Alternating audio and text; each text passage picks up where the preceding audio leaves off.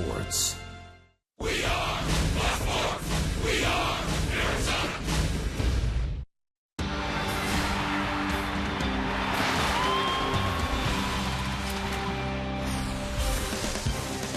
It's the final weekend of the first half of Major League Baseball season. Beautiful night outside Chase Field. Nice and comfortable inside here as the Diamondbacks welcome in the Milwaukee Brewers for Game 2 of this 4-game series. Arizona Diamondbacks baseball is brought to you by Bluebell Creamery. National League West looks like this. Diamondbacks at 48-44, 4 games over 500 and a game and a half ahead of those surging Los Angeles Dodgers. Your first place, Arizona Diamondbacks, ready for the Milwaukee Brewers. And good evening from Chase Field, and welcome to the broadcast. Steve Berthune, Bob Brenly along the way. Bob, the first one last night against the Brewers here, kind of a feel-good chance for Diamondback fans. Wade Miley went 8 innings again, and the Diamondbacks got some timely hits. Yeah, after that 3-game series against L.A., we needed a palate cleanser, and it was a nice one last night. No question about it. And now we have Patrick Corbin on the mound tonight. He is going for, well, let's see, a final win before he gets to the All-Star game at Citi Field. What have you noticed differently about Patrick as the season has gone on? Very little, to be quite honest with you. He's been the same pitcher throughout the entire season. It was said about a great pitcher a long time ago, he's the luckiest guy in the league because every time he pitches, the other team doesn't hit. And that's been the case with Patrick Corbin. Through his first 11 this year, his record was perfect at 9-0. All the peripheral numbers that we're going to show you over his next 7 starts are nearly exactly the same. However, in his last 7, his record is only 1-1. The difference being he's not getting nearly the run support he did early in the season. Also, he's given up a few more home runs over his last 7 starts, but that's to be expected when a guy has a reputation of being a strike thrower. His final start before he heads to Citi Field for the All-Star game, he'll go for win number 11. It's a battle of left-handers here tonight. Tom Gorzolani on the mound for the Milwaukee Brewers. When we come back, we'll have more on Cy Corbin. The Diamondbacks with their ace on the mound as they try to make it 2 in a row over the Milwaukee Brewers. More coming up. You're watching the Arizona Diamondbacks here on Fox Sports Arizona.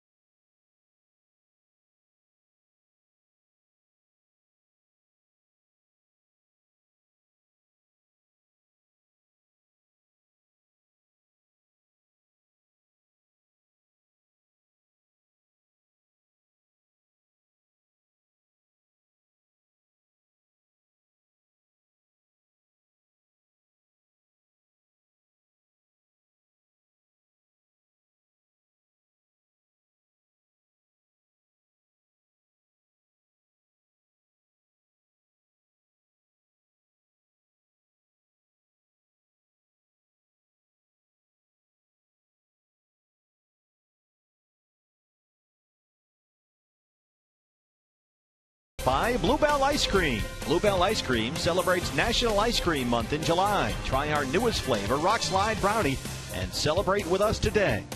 And by CenturyLink, your link to what's next. And we welcome you back to Chase Field on this Friday night. And the Diamondbacks getting set to take on the Milwaukee Brewers in this final series before the All-Star break. Jody Jackson with you from the field. And for Patrick Corbin, the numbers that he's put up so far this season, well, even Baxter likes him, no question about it. Where's Baxter? There he is. And 10-1 so far. Being an All-Star was a no-brainer, but how does he rank in the National League? Let's take a look at some of the numbers that have made him an All-Star heading to Citi Field tonight, his final start before he goes there. He's first in win percentage. I mentioned the record 10-1. The ERA 2.40 is fifth. Sixth in whip, seventh in opponent average, and you see the opponent average. How about against lefties? They are hitting just 140 against the lefty, Patrick Corbin. So that brings us to our AT&T Twitter poll, and we are going to spin it forward. First an All-Star, maybe next a Cy Young Award winner. We'd like you to join us on Twitter at Fox Sports AZ and choose who you would vote for right now for NL Cy Young winner. Corbin, Kershaw, Harvey, Zimmerman. Those are your choices, and we'll update it throughout the night. For the Diamondbacks, he has been, in many ways, their MVP, maybe along with Paul Goldschmidt, but 16-2 the Diamondbacks are when he starts. That's a third of their wins. Last night, we saw plenty of clutch hitting from the D-backs against the Brewers. Martin Prado, Adam Eaton with some big two-out hits. We'll see if they can come up with more of those in Game 2.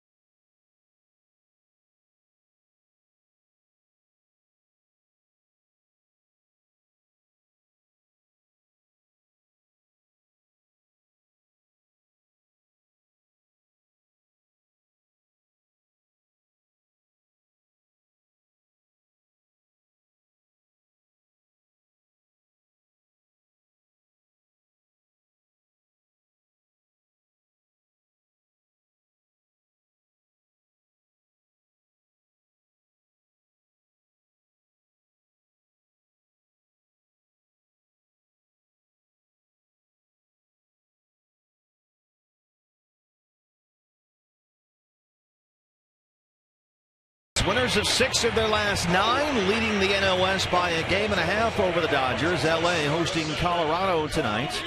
Diamondbacks swept the Brewers in a 3-game series at Miller Park. That was back in April. The D-backs have won 4 straight against Ron Renick's Milwaukee Ball Club for the first time since they won 5 in a row versus the Brewers back in 1999. Battle of left-handers tonight at Chase Field. This is the lineup for Milwaukee, led by a couple of all-stars near the top there, BB. Yeah, Oki at the top of the order. Segura and Gomez in the 2-3 spot, both headed to New York, along with Patrick Corbin and Paul Goldschmidt next week. Jonathan Lucroy in the 4 spot. It'll be Weeks, Halton, Betancourt, Schaefer, and Gorzolani at the bottom of the order for Ron Renick. Two-face Patrick Corbin in his 19th start this season. It comes 1 week shy of his 24th birthday. Patrick with a record of 10-1, a 2.40 ERA that ranks him 5th best among all National League starters. An outstanding rate of walks plus hits per innings pitched. That's 6th best in the National League. Chance here to make it 11-1 before he heads off to Citi Field, Bob, for the All-Star game. Get him some runs. Doesn't take much. Patrick Corbin has been extremely stingy. Was really good his last time out against the Colorado Rockies. That was a 6-1 D-backs victory. Patrick got the win in that game, went 8 innings, gave up 3 hits, only 1 run, struck out 10. Friday night at Chase Field in downtown Phoenix. Norichika Aoki leads it off for the Brewers at 300 on the year with 4 home runs. Corbin and Gorzelani, couple of lefties here. D-backs and Brewers underway at Chase Field.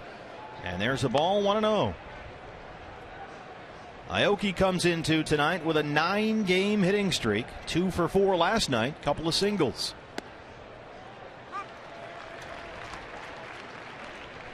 Now, this is not the top of the batting order that Ron Renicky envisioned with the guys that they have on the disabled list and away from the team right now. But Aoki, Segura, and Gomez, as he pounds one into the dirt.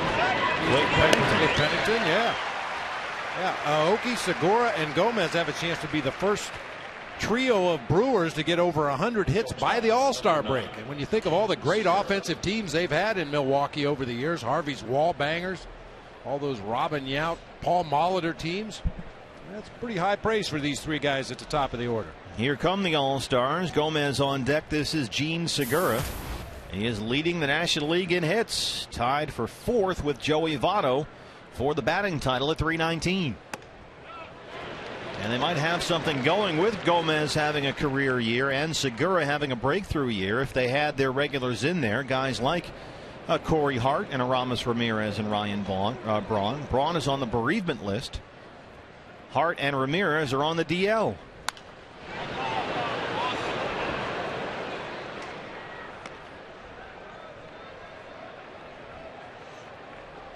Well, you could win a lot of bar bets asking who's leading the National League in hits right now going into the All-Star break. Gene Segura has had an outstanding first half of the season. Quite a revelation.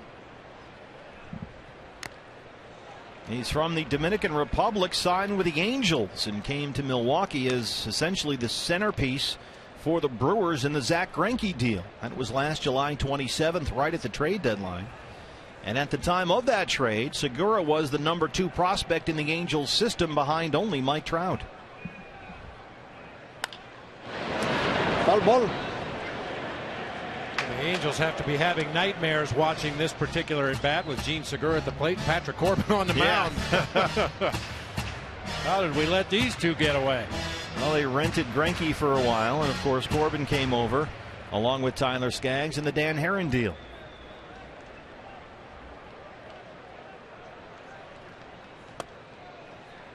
Segura this winter won the Dominican Winter League's batting title. He hit 324.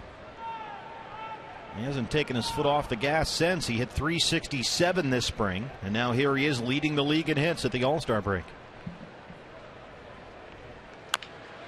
High chopper to second, Aaron Hill. You've really got to be careful with Segura, and there it is. This guy gets a lot of base hits with his legs. He will beat out infield hits, and that one got high enough to give Segura enough time to beat Aaron Hill's throw. Center fielder number 27, Carlos Gomez. Chris Guccione at first. Accurately called. He beat it out. That's the 30th infield hit this season for Gene Segura. Beats that ball into the dirt in front of home plate, got that high chopper up the middle of the field, and turned on the Jets down that first baseline. That's how you win batting titles. Just ask Jose Reyes.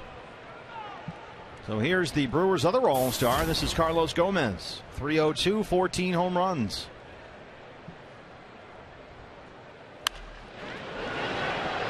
Mentioned the possibility of the top 3 guys in this Brewers order getting 100 hits by the All-Star break. Aoki and Segura have already reached that mark. Gomez hit his 14th home run of the season last night to get him to 98 hits in the first half, so he's still a couple short. 1 for 4 last night with that home run. The homer was Gomez's only hit in his last 20 at-bats. And watch Segura at first. He's got 27 stolen bases. He's been caught only 4 times. That's a fair ball in front of the plate. Montero has one play. They move Segura along. Now with 2 down.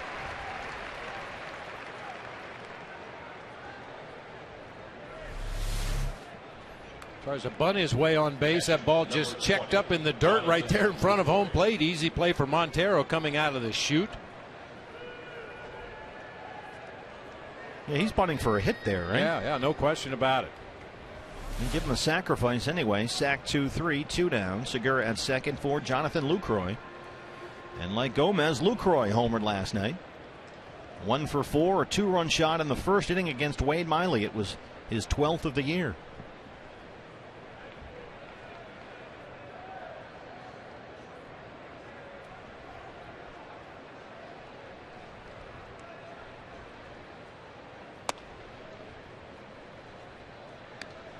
Lucroy is hit safely in 7 of his last 8 games, including, Bob, 4 homers over that span. Yeah, he's a sleeper in this Brewers lineup. When they have all their pieces healthy and in the lineup, he kind of hides down there at the bottom and picks up what's left. That was only the second ball that Patrick Corbin has thrown so far. First pitch of the game and the last delivery, and now that one. Segura to third. Montero has a play. Boy, he is quick out there. He is really, really fast with those thick legs, built like a hockey player more so than your prototypical shortstop.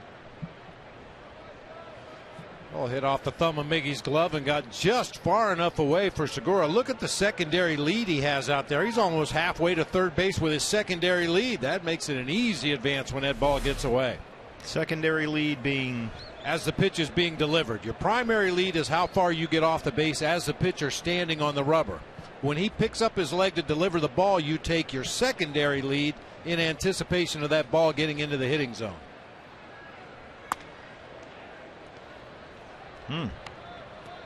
Missed there inside. 3-0. Lucroy's hit safely in 5 straight and 7 of 8. 4 homers over that span. 7 RBIs. Guy's got a nice bat. When his wife isn't dropping suitcases on his hand. There's a strike 3-1. That's his story, and he's sticking to it. This was Lucroy last night in the first against Wade Miley, and that was crushed. Big time home run, way out of here to center field. He's had 12 home runs each of the last 2 seasons, but I think he's learned the pitchers better. He knows his own weaknesses a little better. I think this is a guy that's capable of hitting 20 in a season. Mention the suitcase. Last year his wife Sarah dropped a suitcase on his hand and fractured the hand in a hotel room in LA. Lucroy was reaching under the bed trying to find a lost sock. Sarah moved the suitcase. It fell right on his hand and broke it. He tried to play through it, didn't want to say anything. He was a little embarrassed, and things were really going well for him at the time, but eventually had to be shut down. Here's the 3-2.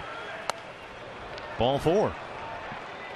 Well, and just as a public service announcement, we talked about this earlier this year when we played the Brewers. Don't ever put your hand under a hotel room bed. No good can come of that. Oh, no. Yeah, he was hitting .345 when he broke the hand. Had to sit out 50 games. Get some new socks. Ricky Weeks now.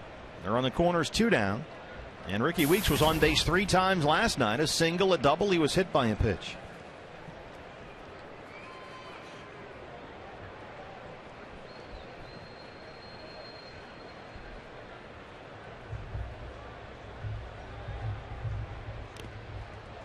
Here comes Segura, and he's in there.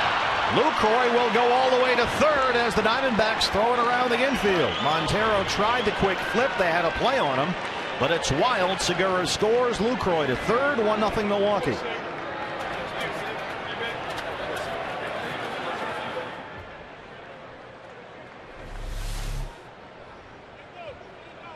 Just a terrible effort once again by Miguel Montero. He knows the slider's coming. He knows it has a chance to go in the dirt, and he just tries to reach across and make the backhanded play. It gets far enough away for Segura in his speed to come storming down that third baseline and give the Brewers an early lead. Segura scores, and Lucroy to second on the wild pitch. Lucroy to third on the error by Montero. So that's a wild pitch and an E2. And now Lucroy's at third, a run in. And Weeks takes a strike. Home road splits. Ricky Weeks likes to hit at Miller Park. Away from Milwaukee, not so much.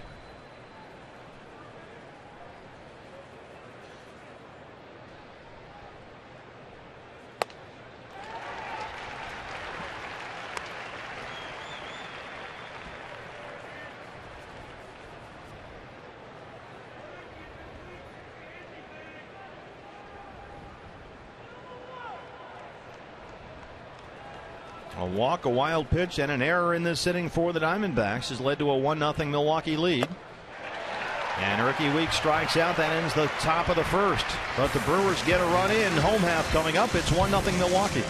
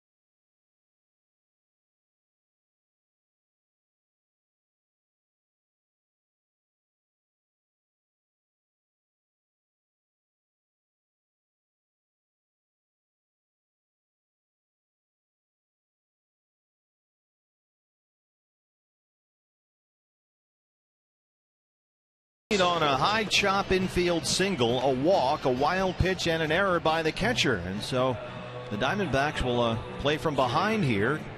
And they'll lead it off with Adam Eaton and A.J. Pollock. So, Bob, some speed at the top of this Arizona order for Kirk Gibson. About as much speed as you can get in those top two spots with Adam Eaton and A.J. Pollock. The All-Star Paul Goldschmidt hitting third, followed by Aaron Hill, Cody Ross, Martin Prado at third base tonight. Montero catching, Pennington at short, and Patrick Corbin, the other All-Star, in the 9 spot. And Tom Gorzolani making his 35th appearance for Milwaukee this year, but just his 3rd start. This start tonight comes on his 31st birthday. And he's here with the Brewers, his 4th stop in his 9-year Major League career. He's played for the Pirates, the Cubs, and the Nationals. Surprisingly good start to the season for Gorzolani, not overpowering. His average fastball right around 90-91. Throw a change up to the righties, a breaking ball to the lefties. He's been a serviceable guy throughout his career. He stays healthy and throws strikes for the most part. Adam Eaton, who had his first hit of the season last night, that huge 2-run triple. This is an interesting combination, Bob, at the top of this order. You've got lefty and righty. You've got a lot of speed up there. If you can get these guys on base, Eaton and A.J. Pollock, you might be able to do some things out there. Very intriguing. Yeah, Lucroy, for all of his offensive skills for the Milwaukee Brewers, has some issues throwing out opposing base stealers. He's caught only 10 out of 56 this season. That's an 18% caught stealing rate. Rolled by Segura at short, and Adam Eaton's aboard. Diamondbacks get it started early here, and that's Adam's 2nd hit this year.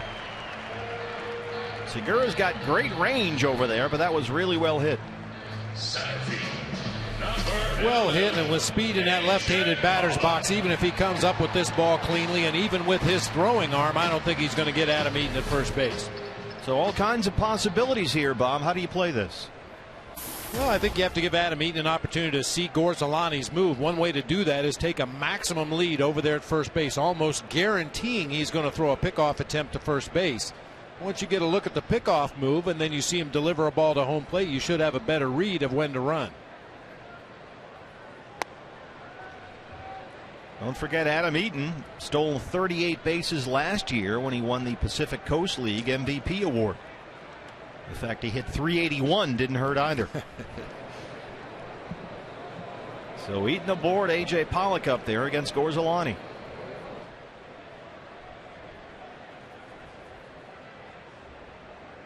Back. And he, Bob, is another guy that gets an unusual sort of stance over there, Adam Eaton.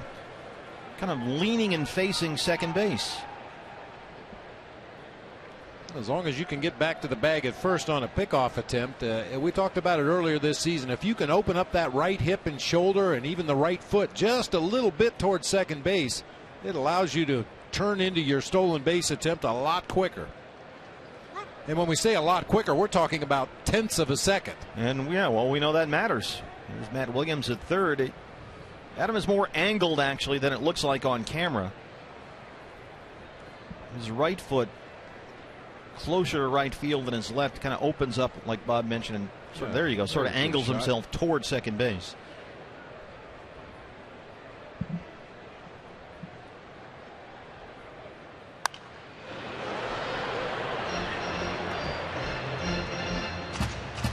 In general, one thing a base stealer on at first base will do is get more fastballs for the hitter at the plate.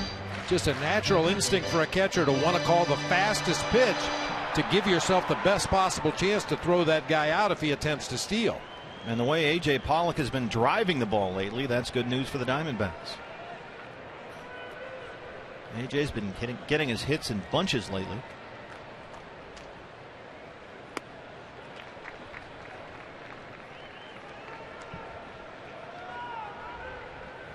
Gorzolani not a real hard thrower. You can see opposing base runners so far perfect against him in terms of steals. He's got a 4-seamer and a 2-seamer, both average 91 miles an hour.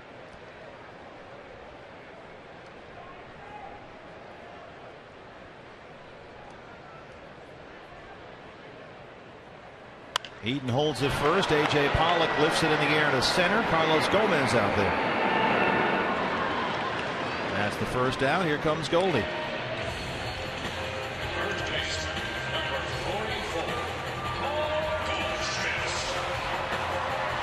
Goldie on base 4 times last night. A single and 3 walks, 1 intentional.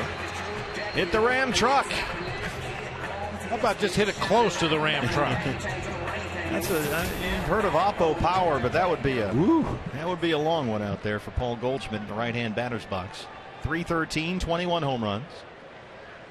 Leading the National League with 76 RBIs.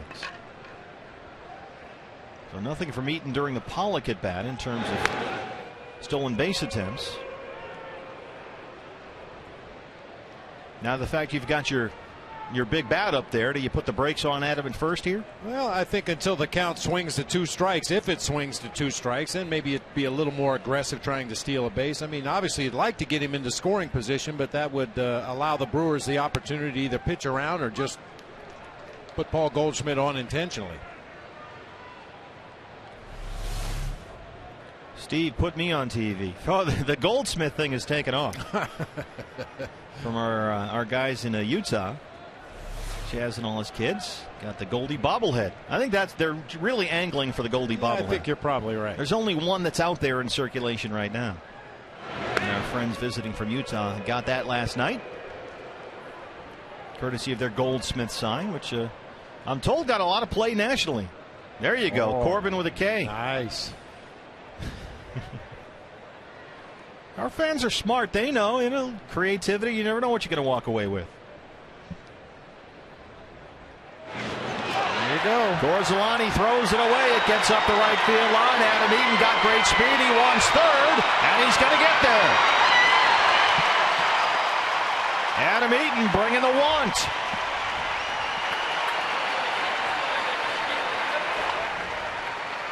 That speed, it forces guys to do things they don't normally do. Tom Gorzolani rarely uses that step-off pick move at first base, but he tried it that time, threw it away, and now Adam Eaton is at third base with 1 out in the inning. And Adam saw that ball got over by that right field line. It just kind of died in the grass there, and he had plenty of time to run all the way into third. Meanwhile, back at the ranch, it's an 0-1 count to Paul Goldschmidt.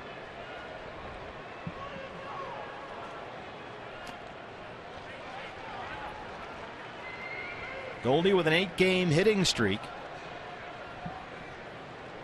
Runner in third, less than 2 outs. He generally drives them in. He does, after all, lead the league in RBIs. Way over the major league average of 50%.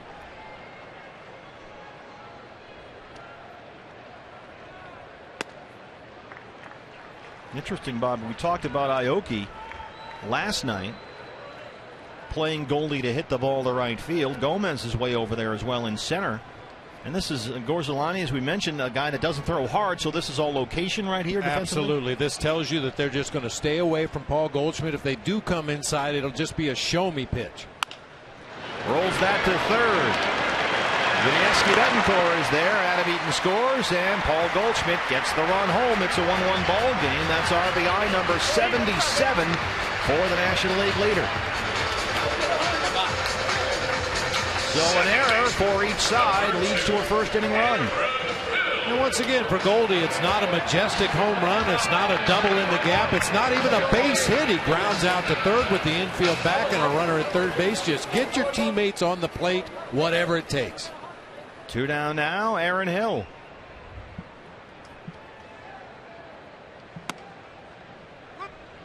Now, you can afford to overshift in the outfield if you have a control pitcher on the mound, a guy that's going to hit his spots consistently. And if you know you're going to work a guy away, chances are he's going to hit the ball the opposite field. Oh, Aaron Hill just missed it. That's a foul ball, says Tom Hallion at third. Boy, that was close, but no argument for Matt Williams, who was right down there close to the play. That is your classic Aaron Hill. Everything is down the line. Hallion perfectly positioned, got the call right.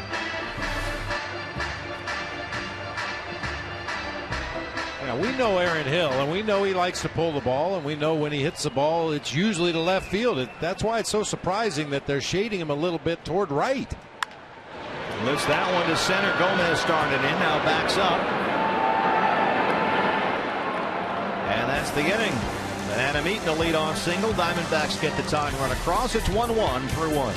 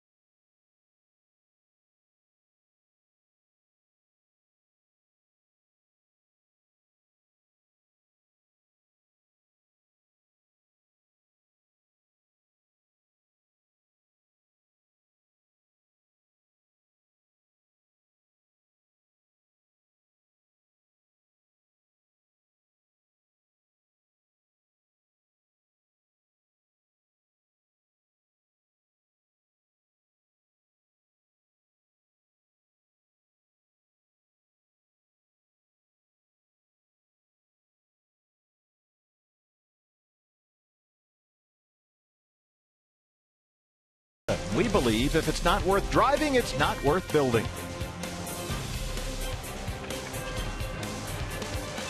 Monument Valley, Brewers and Diamondbacks 1-1. Sean Halton in there against Patrick Corbin to start the second inning at Chase Field. 2nd and 4 against the Milwaukee Brewers. And then, BB, it's the All-Star break. What do you got, big plans? Yeah. He's going to shut it down? Sound like big plans to anybody else, but when you spend half of every month on the road and all the late extra inning games we've had, all the middle of the night travel, I think I'm just going to get on that raft and float until I turn into a raisin. Just shut her down. Those guys are headed to Citi Field in New York. Your Diamondback All-Stars. Yeah, it's funny when you travel around and chase a team all summer like we do, and you get an opportunity for a couple of days off. Well, the last thing in the world you want to do is go to a restaurant. You've been eating in restaurants all summer. You don't want to travel because that's all you've been doing. You just want to stay home. That one is driven down the line in right, and it is slicing out of play. So you're going to stay home and order a pizza delivered to you. That would make like different from the road. What? Good point. I don't blame you.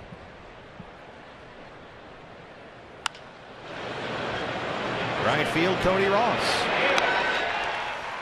MLB.com at Bat is the #1 source of live baseball everywhere you go. Available for iPhone, iPad, Android, and BlackBerry 10. At Bat delivers D-backs baseball with live audio, pitch tracking, stats, news, highlights, and more. Text at Bat to 31826 or visit dbacks.com for details. Yuniesky Betancourt after Halton flies out to lead off the second. Betancourt 0 for 3 last night.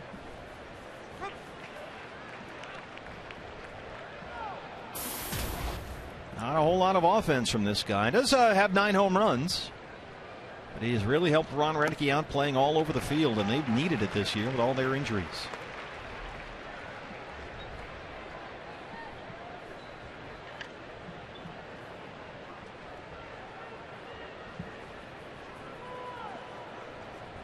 Wow.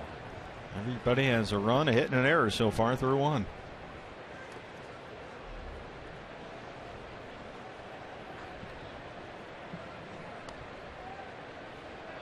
Certain symmetry to the game so far.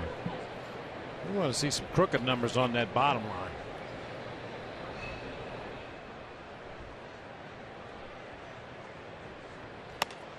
Well, it'll be more ones if Patrick wins here. He'll be 11-1.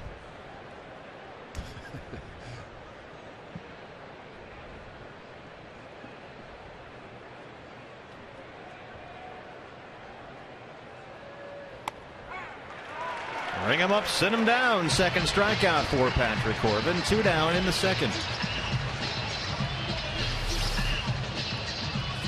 Pitching aggressively inside with that fastball, something he does so well to these right-handed hitters.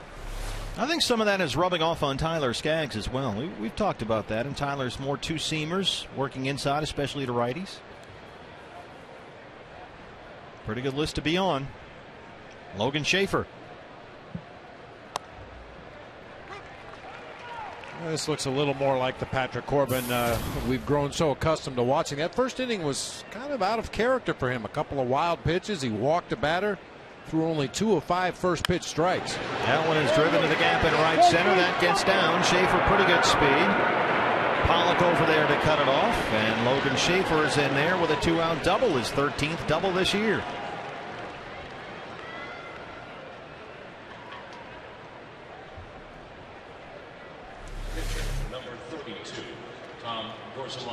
Middle of the plate fastball that time to the #8 hitter. He finds that gap in right center field. That brings up the pitcher, Tom Gorzelani, 1 for 6 on the year. He's done most of his work this season out of the bullpen. And so this is only his 3rd start. He hasn't had a whole lot of at-bats.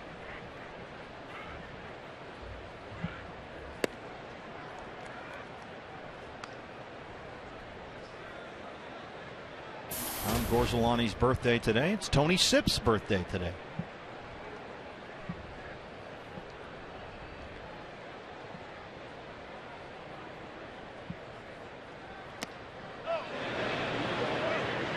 Patrick Corbin's birthday is a week from today. This is an impressive list. Richard, Simmons, and Thoreau on the same list. That's good work. That's one. And Pat O'Connell. There he is. Yeah, don't. Come on. Give us a smile, Pat. Right in the middle there. Look, he's focused. Yep, right him. That's Pat. And that's Pat right there. He just got back, Pat, from a tour of Ireland. I think they toured every Guinness factory in the country. So if he looks a little tired or groggy, now you know why. Yep. A lot of birthday. It was Jeff Munn's birthday here yesterday. Chase Field. You never know what you're going to get. It's a box of chocolates around here. Patrick Corbin looking for a strikeout ahead of Gorzolani, 1-2.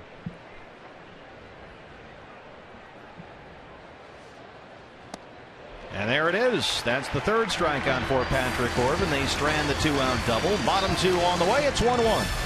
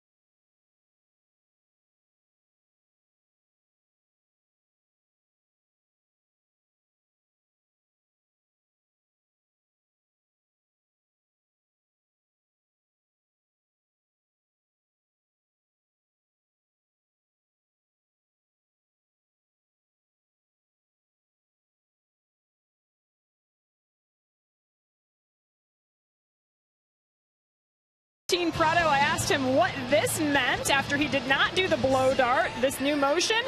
He told me, check yourself before you wreck yourself. And guys, I really don't know what it means exactly. I know it's a song lyric, but Martin telling me earlier today, I asked him, can you give me a little baseball context there? He said, no, it is what it is, basically. That was his answer. But on a serious note, Martin Prado telling me today he feels like he's part of a family now with this team. The success at the plate is partly because he knows what the team needs, the team knows what his needs are, and he's been doing fantastic for this team offensively now. It's all coming together, and I guess that might be the new thing. Maybe the blow dart is out. I'm not sure, guys. Yeah, it seems the blow dart is a little passé there, BB. You've got to do the check yourself before you wreck yourself with the whole thing. I can't keep track. It's hard to. It's got a whole thing going on over there. He certainly is swinging a hot bat lately. He's hit in 5 straight and 8 of 9. Cody Ross leads off the second. And promptly delivers a base hit up the middle. Leadoff man aboard with a base hit for the second time in 2 innings for the Diamondbacks. Well, whatever the celebration is, we hope to see a lot of it here tonight. Cody Ross with the leadoff single here in the second, right back up the middle of the field. All kinds of possibilities here for Gibby if he wants to push some buttons early in the game. We know Prado is one of the best hit and run guys in the game.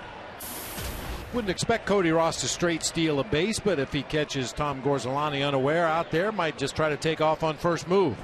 Cody 1 for 3 in his stolen base attempts this year.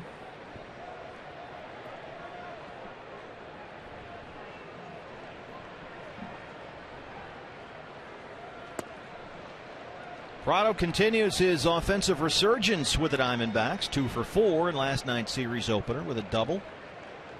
And that big 2-run, 2-out single in the 8th from Kirk Gibson to Matt Williams to Martin Prado.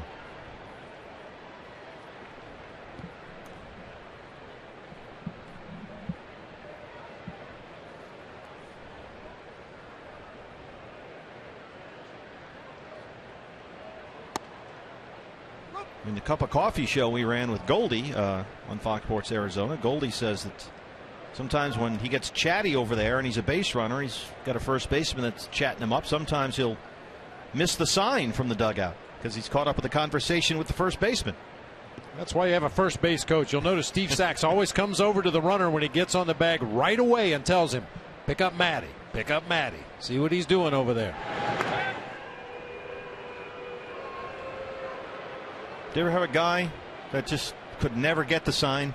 Oh, like there's always one guy that just never gets it, right? A guy. There's a lot of guys. I mean, I played on teams that had different sets of signs for every player. Oh, good Lord.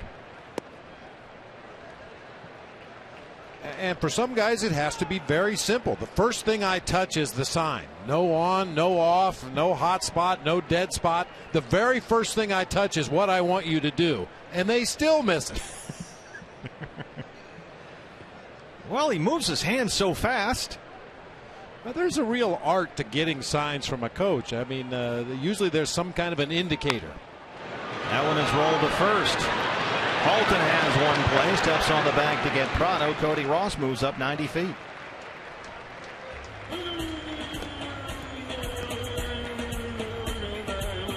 Anytime the D-backs score 6 runs or more, Taco Bell is giving away 3 free tacos with the purchase of a large drink between 4 and 6 the following day at participating locations. I'm with you. It's up to Miggy in that walk-up music. I had a number of tweets, by the way, about that last night. A bunch of people knew what it was. We're clearly not hip enough to know, but apparently not. It's unusual, to say the least. But I think it fits Mickey, fits his personality. He was on base twice last night, singled, walked, and scored a run.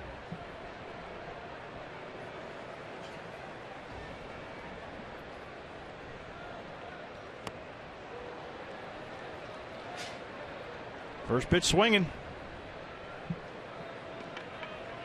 You know, I've never really had an issue with first pitch swinging. A lot of people would rather have a guy take that first pitch even if it's a strike. I've never really had an issue with swinging at the first pitch as long as it's what you're looking for. I think you should treat the first pitch of an at-bat just like a 3-0 count. If it's exactly what you're looking for, let it go. But unfortunately, Miggy the last few days have been chasing some first pitch breaking balls, and I don't think that's what he's up there looking for on that first delivery.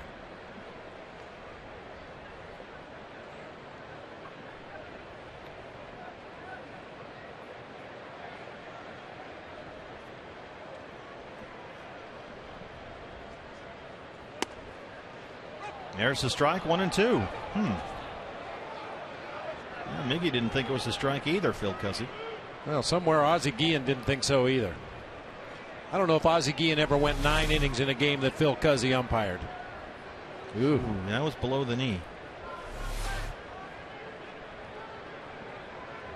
And Gorzolani with those big loopy curveballs and sliders, if he gets that call, he'll do all right.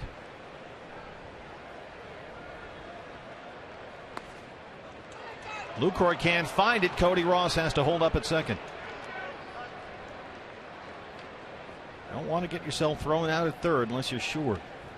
Now, unfortunately, on this play, Lucroy didn't know where it was, but Cody Ross did. See, it didn't get very far away from the catcher. Yeah, had you known Jonathan Lucroy didn't know where the ball was, yeah, maybe you take a chance, but it wasn't far enough away to risk it right there. You're already in scoring position. 2-2.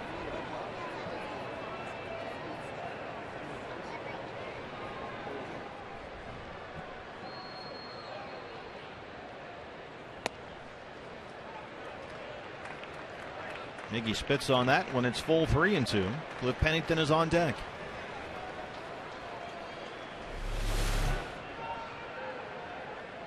Oof. Based on that other strike, that was a tough take right there.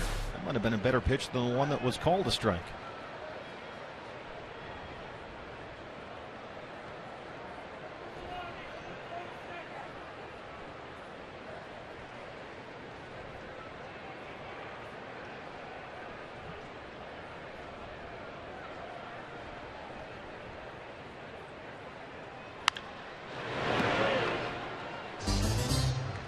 Look at that carom right there. Harold Flieger played that ball perfectly.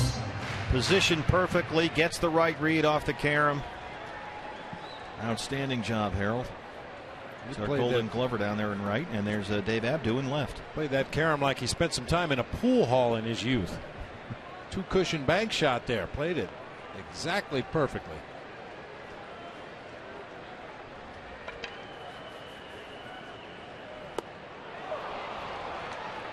First strikeout for Gorzelani, 2 down.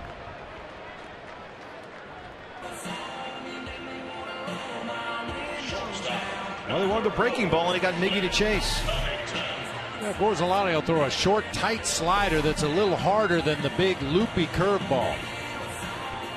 In the past, he's been basically fastball, slider to the lefties, fastball, changeup to the righties, but we've seen already tonight he's thrown some sliders to the right-handed hitters. He's thrown a couple of changeups to the lefties. He's really mixing it up tonight. Cliff Pennington, 223 with a home run.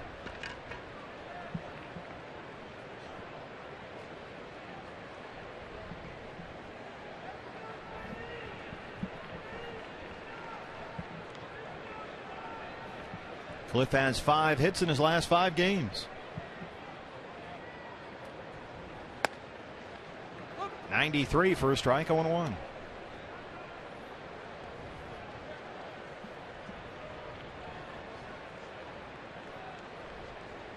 "35th appearance for Tom Gorzelani this year, just his 3rd start. Brewers have been running through starting pitchers. They've had 10 different guys start games this year. Gorzelani wants to start. He was disappointed when he was moved to the bullpen in Washington, and he came to Milwaukee to pitch out of the bullpen, but with the understanding that if anything happened with injuries or whatnot, that he would be the guy they would turn to if a spot opened up, and that's just what the Brewers have done here. They're waiting for guys like Alfredo Figueroa and Marco Estrada to get healthy, and in the meantime, Gorzelani's done pretty well here. In fact, Ron Arenike says he might give Gorzelani a shot to join the rotation full time. They need bodies in that rotation here. Gorzelani's been with the Pirates, the Cubs, the Nationals, and now the Brewers. Started Sunday's game against the Mets at Miller Park. Gave up 8 hits in 6, no earned runs, and had 8 strikeouts. Yvonny Gallardo may be on the trading block. His name is floated around out there. Off the glove and the heel of Betancourt, that'll score a run. Here comes Cody Ross. Cliff Pennington heads to second, and the Diamondbacks take a 2-1 lead. Sloppy defensive game so far. It's stuck. BB, the ball is stuck. This is right out of Wrigley Field. Now they get it out. Everybody freeze. They went off the heel of the glove of Yuniesky Betancourt, third. Segura couldn't pull it out of the wall.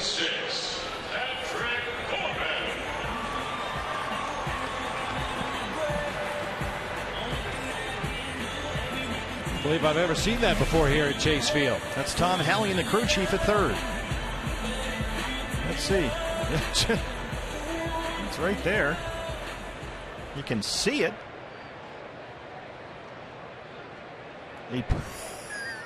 I think he pushed it in. That's an E5. Error on the third baseman Betancourt, and the Diamondbacks have a 2-1 lead, and Cliff Pennington at second base with Patrick Corbin up.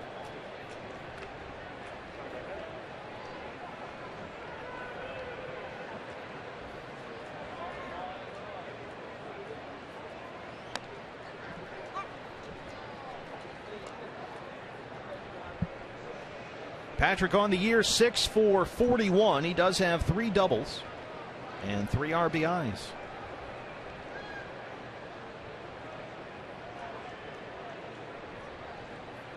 And I think it's when he's up at bat and fielding his position, Bob, that we see the athlete, the guy that was the good basketball player in Clay, New York, not just a pitcher.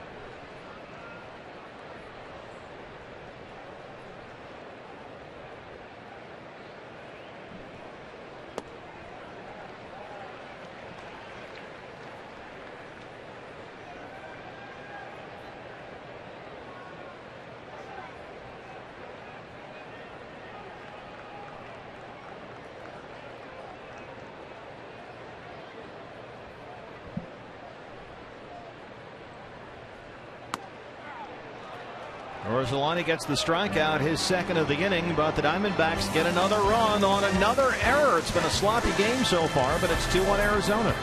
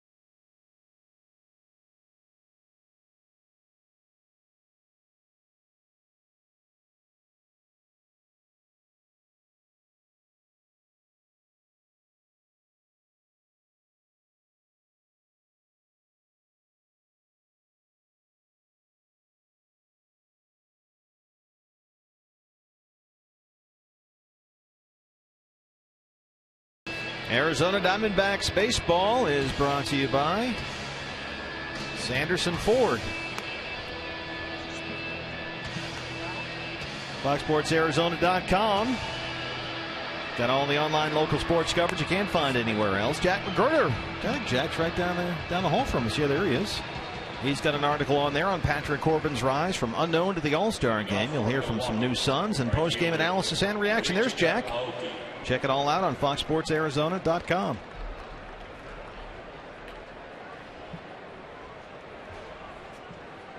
Norichika Aoki, Gene Segura, and Carlos Gomez 1, 2, and 3 in the third against Patrick.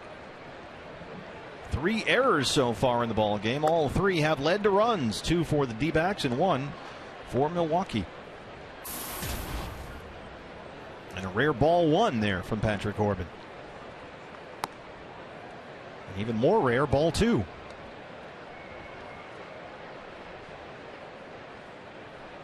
Aoki grounded to short his first time. There's that athleticism, the former basketball star from Clay, New York. An offensive rebound.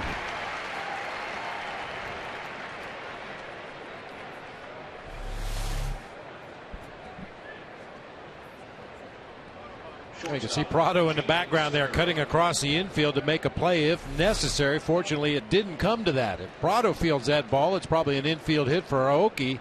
As it is, Patrick Corbin went up the ladder and snared it and gunned him out at first base. Gene Segura singled and scored his first time. Patrick Corbin grew up in central New York where he pitched mostly in lousy weather. Certainly had his share of that pitching for Cicero North Syracuse High School. That one is down the line and right. Goldie giving chase, but it's in the seats. It's the kind of place where high school baseball tryouts are held in the basketball gym. Too wet and snowy outside. And Patrick always was a basketball player first. A very good three-point shooter, we're told. Who only picked up a baseball after giving in. His buddies were nagging him about it. Said, hey, you can throw pretty hard. Why don't you try it for baseball? Started throwing 86, 88, and he was on his way.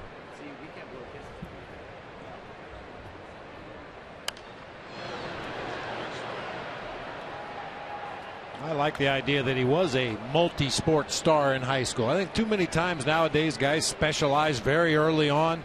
And there's something to be gained from playing other sports. You use different muscles. You have to learn different kinds of teamwork.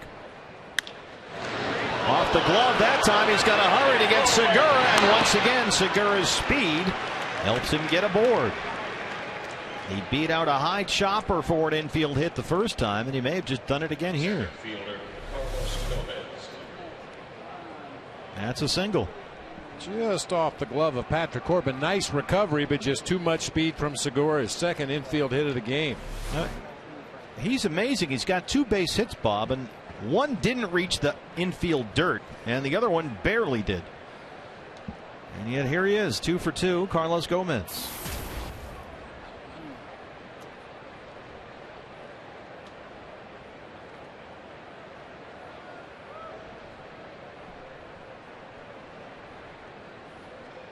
Got to watch Segura down there. 27 stolen bases. He's been caught 4 times.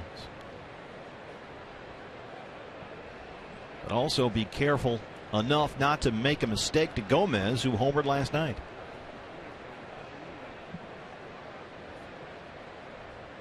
We showed you Jonathan Lucroy's home run from last night. This was Carlos Gomez. Lucroy, a 2-run shot in the first. Gomez here, the solo shot in the third. A rolling slider that just didn't really take the break, just kind of hung up out there over the middle part of the plate. And there was some loud contact in the early part of the game last night, but Wade Miley settled in nicely. Well, he sure did. He got hit pretty hard in the first 3 innings. 3 runs on 7 hits. But then Wade set down 13 in a row, gave up only 1 more single after that 3rd inning, and he was outstanding. Got the win to get to 6 and 7 on the year. 8 hits and 8, no walks and 4 strikeouts. Here's the 1-0.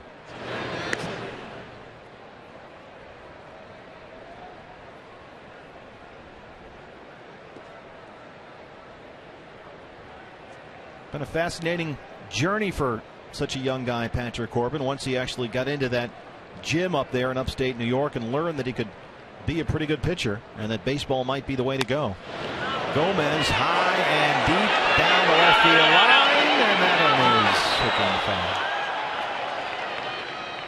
After he got out of high school, Patrick sort of slogged through the cold and wet at Mohawk Valley Community College before leaving basketball for good. He went all in with baseball. He said, you know, I got to go somewhere. No one's going to scout me at Mohawk Valley. I got to go somewhere and get seen.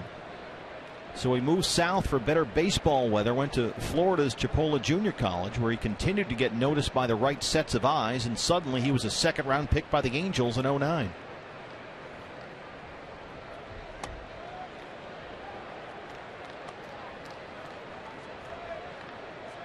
And he had a very good spring here. Bob, he took that 5th starter's job from the first day of camp, 3-0 this spring with a 2.81 ERA. Only gave up 8 runs in 25 2/3 this spring, 25 strikeouts. Yeah, he pitched in spring training like a guy that was assured a spot in the rotation. Yeah. He was very confident. No stress, no anxiety, no pressure. Just went out there and executed his pitches consistently, and that was enough to earn that 5 spot in the rotation.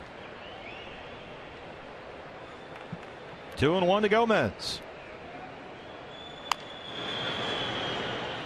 Well, he was used by the Diamondbacks both in the rotation and the bullpen. 3 different stints last season. From the end of April through May 21st, 5 starts, went 2 and 3.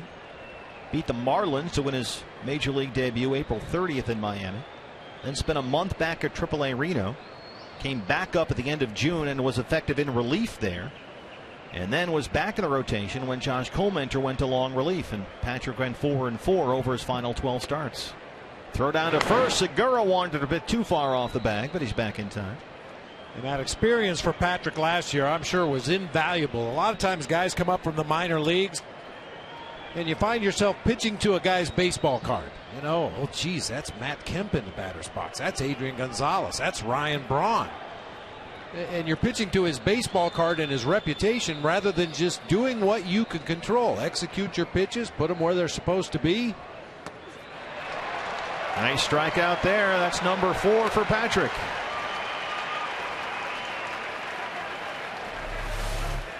And the other part of that too, Bob, is, you know, he was on that Phoenix Reno train that goes back and forth that Tyler Skaggs is on right now. They sent Tyler back to the minors to keep him on a regular schedule during the All-Star break, but Patrick went through that last year, and he threw 107 big league innings, and he sort of got a lot in that first year.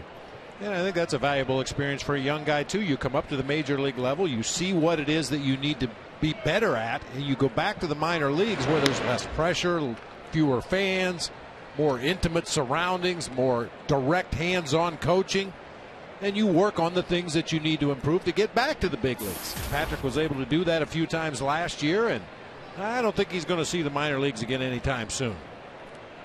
Jonathan Lucroy walked his first time up. Well, that's one thing that Miggy told us very early this season. Miggy said, this guy really believes in himself, which Miggy told us was really impressive for such a young guy at this level. And he, in fact, compared him to the way Wade Miley pitched last year because, you got a young lefty here. Doesn't give too much respect to any hitter like you were talking about, the baseball card. He doesn't get caught up in that. Miggy says, he just goes after guys. He believes that he's better and he can get the guy out.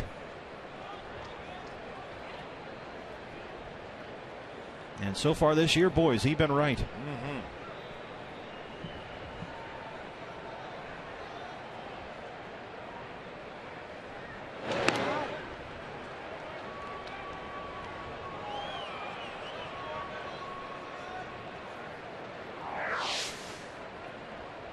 Top 10 in win percentage, ERA, whip, and opponent batting average. And there's some pretty good pitchers in the National League. There goes Segura. Here's the throw from Montero, and that throw is in time. Miguel Montero throws out Gene Segura, and that'll end the third. Just the fifth time this season Segura's been caught trying to steal. CenturyLink, your link to what's next. The top of the Diamondbacks order: Eaton, Pollock, and Goldie when we come back.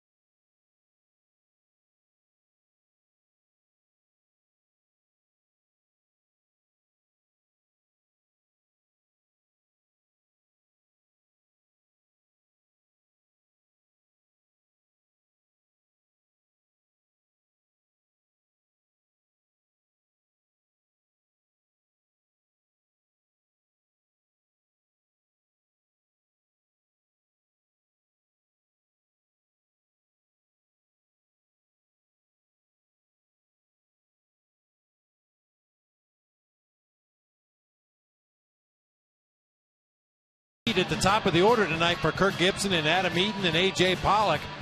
Diamondbacks have scored 66 runs from the leadoff spot. Let's see who gets to third base faster. It's funny because they have such different strides. Look at A.J.'s like a deer with those long legs. And yet Adam keeps up with him step for step. Yeah, I mean, it was that close. Eaton didn't slide into third base. Pollock did, but you'd have to call that a dead heat. And somewhere Tony Campana's going, call me up quick. Yeah, Diamondbacks have 66 runs scored from the leadoff spot in the lineup, second only to the St. Louis Cardinals this year. And they've got an all-star in Matt Carpenter that's having an all-star season for them. Boy, he's been a good player. Top of the order against Tom Gorzolandi, Eaton, Pollock, Goldie. Is there a way we can get Campana up here just to have all three of these guys in the same outfield? Because that would be fun to watch for a weekend or so. Wow. Talk about closing some gaps. Do all kinds of crazy stuff out there. And that's an option. And that's one of the things, BB, they liked about the addition of Tony Campani, even if it's just for September. And Tony was up with us and looked good. He made some impressive plays in the series in New York. But even if he's just here in September, that's another weapon. Help you win a game or two. Game-changing speed. Use him as a pinch runner. Give him a spot start here or there. Bring him in late in the ball game as a double switch replacement. Let him use that speed to help you win some ball games down the stretch. Adam took that one off the foot. He singled and scored his first time up.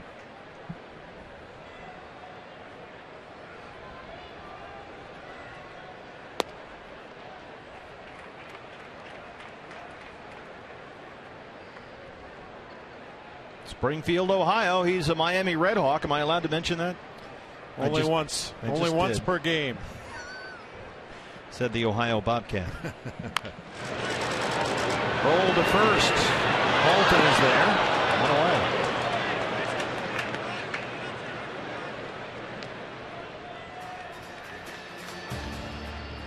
Here's AJ.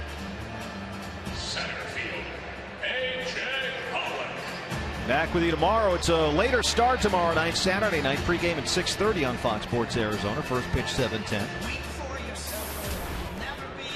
Then a afternoon start on Sunday.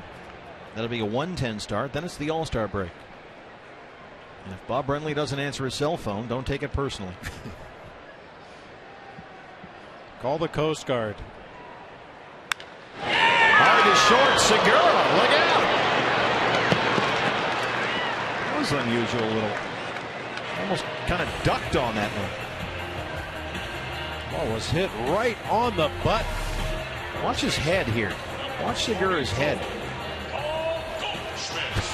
Came up a little more than he thought it was going to. I think he thought he was going to field that in the mid-torso somewhere, but it came up very near his head. Still has plenty of time to throw across to get Pollock, who was really hustling down that line like he always does. Paul Goldschmidt RBI ground out his first time. Everybody loves Goldie. Whether it's Goldsmith or Goldschmidt, just don't call him late for dinner.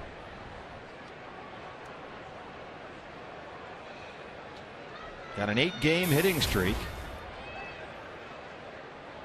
During the hitting streak, he's hit .433 with 7 RBIs. Goldzilla, that's a new take.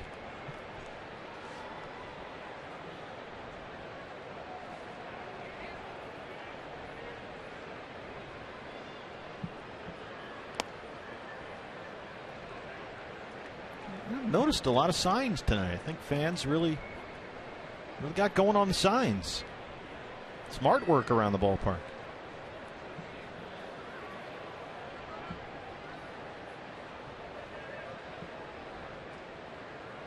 Boy, by the end of the series, Aoki's going to be in the Brewer bullpen every time Goldie is up. He keeps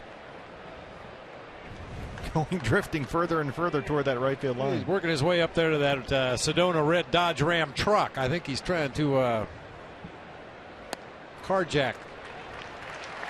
Well, Paul Goldschmidt on base 4 times last night, a single and 3 walks, and he's got a walk here tonight. 2-out base runner for the Diamondbacks. Here's Aaron Hill.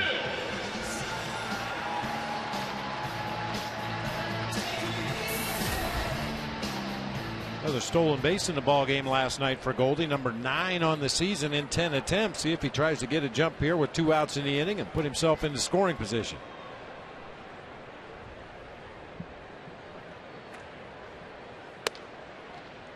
A reminder, fans, every time a Diamondbacks player hits a home run this season, Fulton Homes donates $150 to the Central Arizona Mountain Rescue Association. Aaron hitting .286 since his return from the DL. 7 doubles and 2 home runs.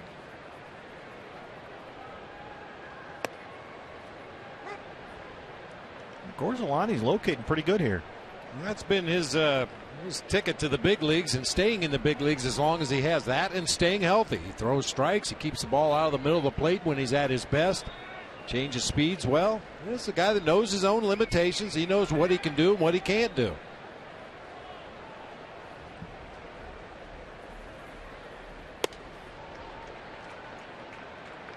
Well, he started Sunday's game against the Mets, did really well. No earned runs, 8 strikeouts in 6 innings. He thinks he could go 75, 80 pitches. 90 might be pushing, and he threw 85 on Sunday. Lifted very high in the air, first base side. Sean Holton in foul ground. And Gorzolani strands that 2-out walk to Goldie. We're through 3. It's 2-1 Diamondbacks.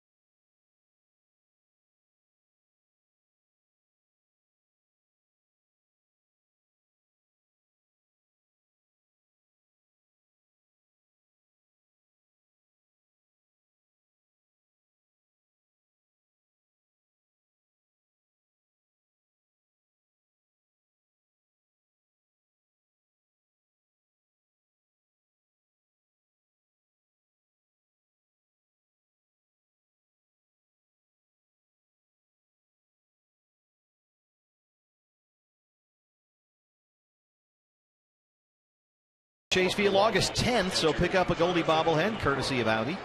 And you can guarantee getting one for your very own when you purchase the Goldie bobblehead 4-pack. So log on to dbacks.com/4-pack or call 602-462-4600. Special 1,000 fans or so get the special gold edition. This is my own right here. It's out in front. It looks like the thing that goes on the hood of a Rolls Royce. That one is down the line, and that's a fair ball.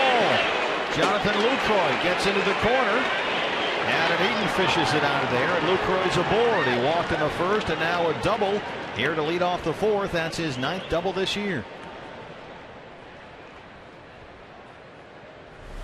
This guy's an underrated offensive player. Yeah, he really is. He swings that bat well from the right side. Not a big guy, not your prototypical catcher, but gives a real small target behind the plate and can swing that bat. So the leadoff man in scoring position here is Ricky Weeks. That's the 4th hit against Patrick Corbin.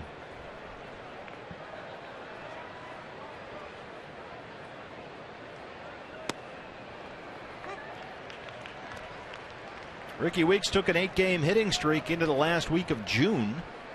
And since that hit streak ended, he's batting just .209. Struck out his first time.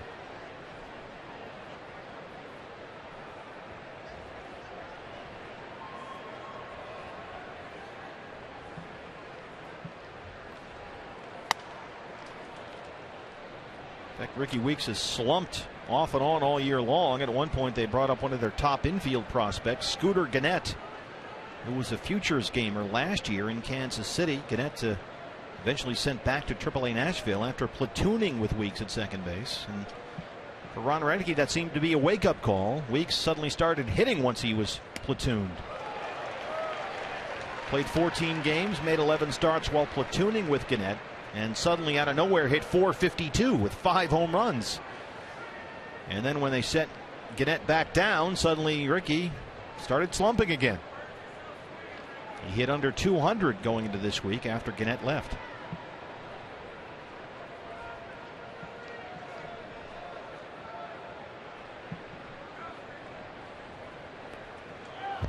And one hops past Miggy, and Lucroy goes to third.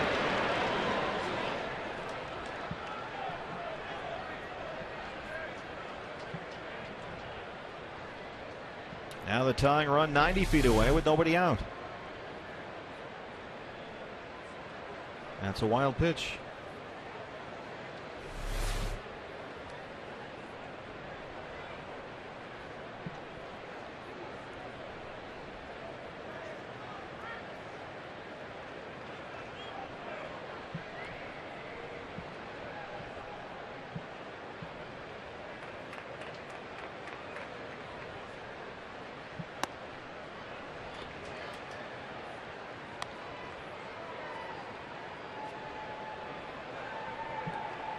Three and two to Ricky Weeks. Lucroy at third, nobody out. Sean Halton on deck.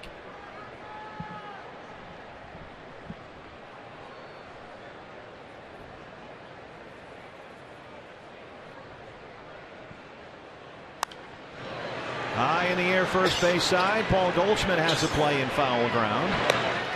Lucroy holds at third, one away. Hey fans, Tuesday, baseball's greatest stars gather for the biggest event of the summer. The Midsummer Classic returns to New York City with the home field advantage in the World Series on the line. Live from New York, the Major League All-Star Game Tuesday, only on Fox. We'll see if Patrick Corbin can strand that runner at third with no outs. He gets Weeks to pop up. He's got to work to Halton and Betancourt now. Neither one of those guys hitting a ton lately. Halton 1 for 3 last night with a single. He steps up right now, 5 for his last 29. He flat out his first time up. That one is popped up. Very shallow right, Cody Ross. Lucroy at third will bluff. Goldie does not cut the throw off. There's Miggy at home plate, and that's another big out for Patrick Corbin. Now one more out to get here.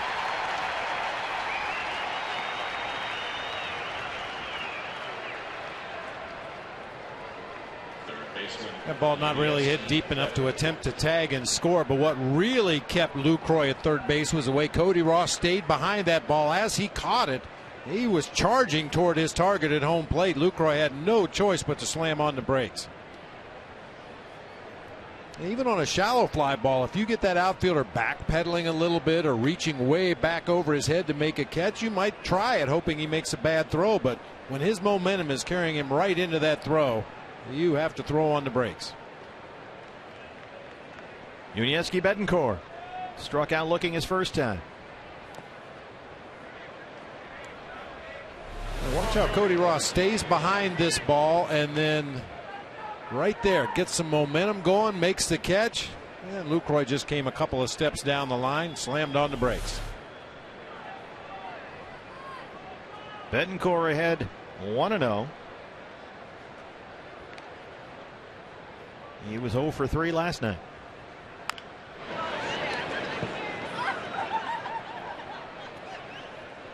Betancourt over his last 18 games, hitting only .105.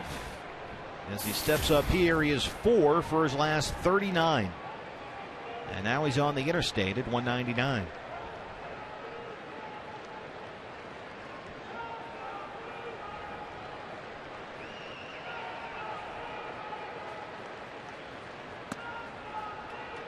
Two and one.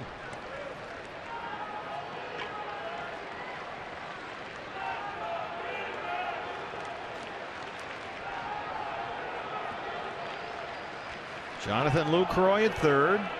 Doubled, advanced on a wild pitch. Since then, Corbin has retired Weeks and Halton, trying to strand Lucroy down there. He gets Betancourt a fan. He's a strike away.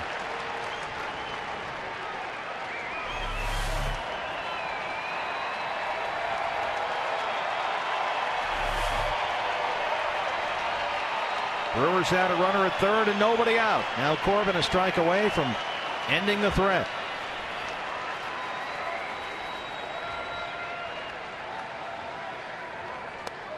Hey, now you're an all-star. That's 5 strikeouts for Patrick Corbin. They strand Lucroy at third. Ring him up, sit him down. We'll go to the home half of the fourth.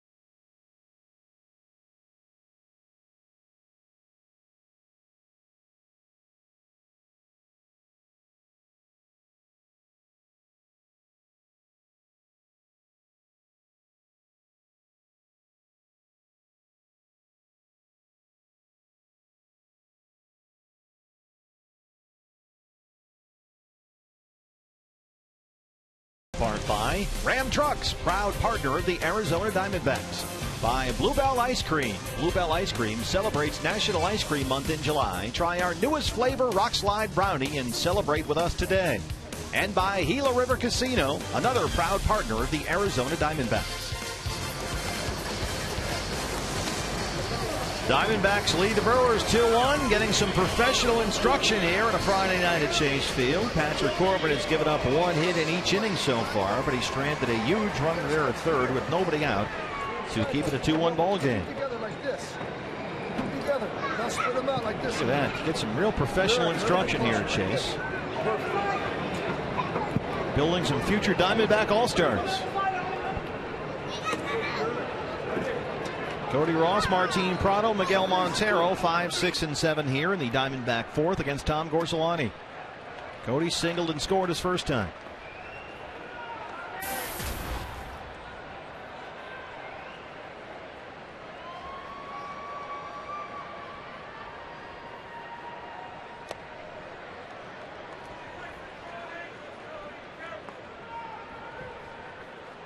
This is a great matchup for Cody Ross right there. 381 against left-hand pitching.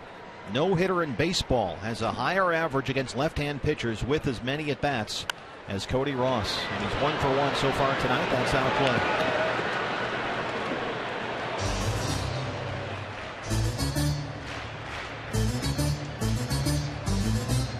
Going to be interesting to see, BB, how the outfield sort of take shape over the course of the second half when you consider that Martin Prado is essentially half an outfielder because he'll play some left field when Eric Chavez is in there at third against right-hand pitchers. Cody Ross high and deep to left. Logan Schaefer is at the track and he's got it for a loud out number 1.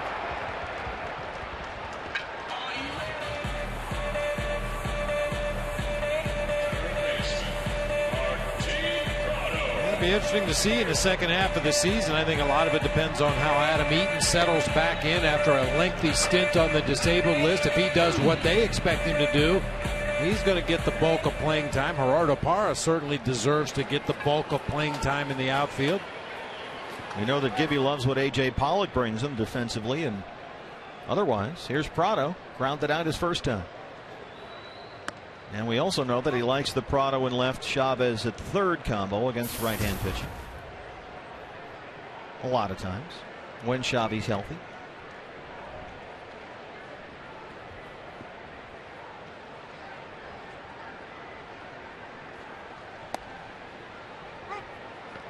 Martin Prado really swinging a hot bat lately. 350 over his last 15 games. 3 homers and 10 RBIs.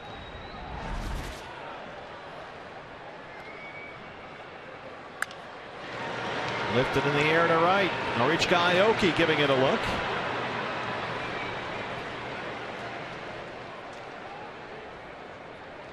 We were at Milwaukee earlier this year on Norichika Aoki bobblehead day.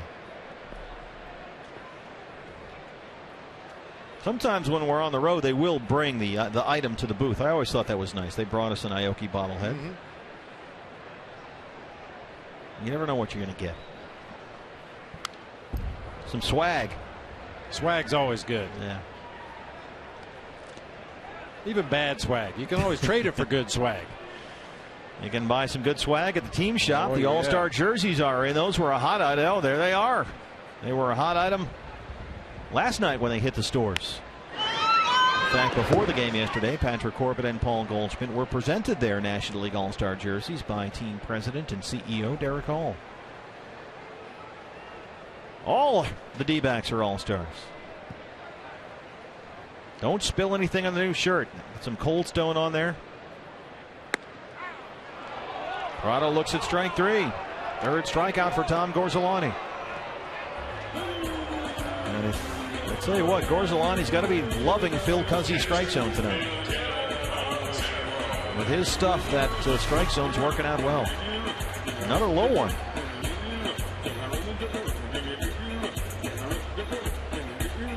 According to Fox Tracks, right at the bottom of the kneecaps right there. Miguel Montero struck out his first time.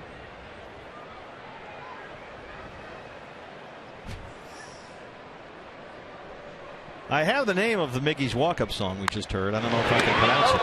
We'll work on that during the break as he lines the first pitch to Sean Holton. And that's the inning. We're through 4. Lessons being learned at Chase Field. 2-1 Diamondbacks.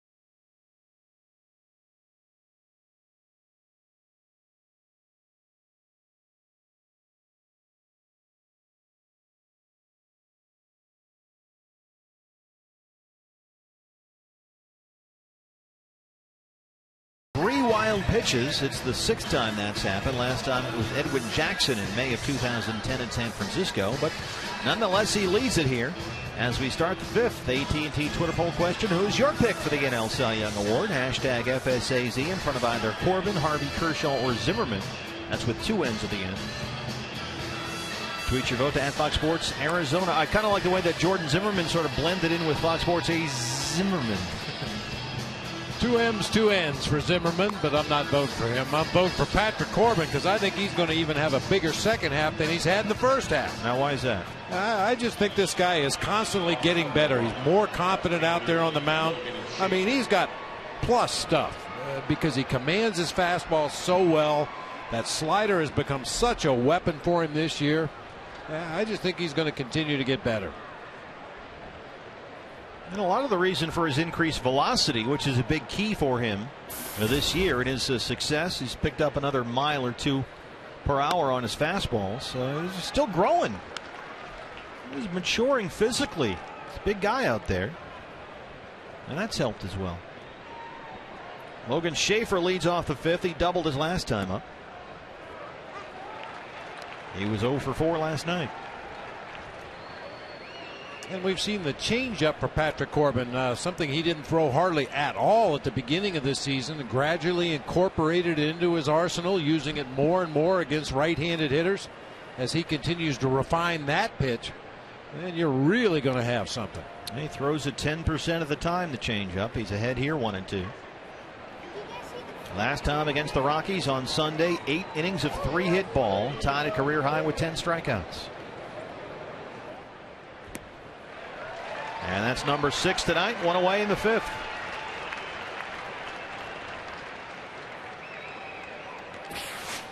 Hey fans, we invite you to play Kachinko by signing up at one of the 16 interactive kiosks right here at Chase Field during any Diamondbacks regular season home game.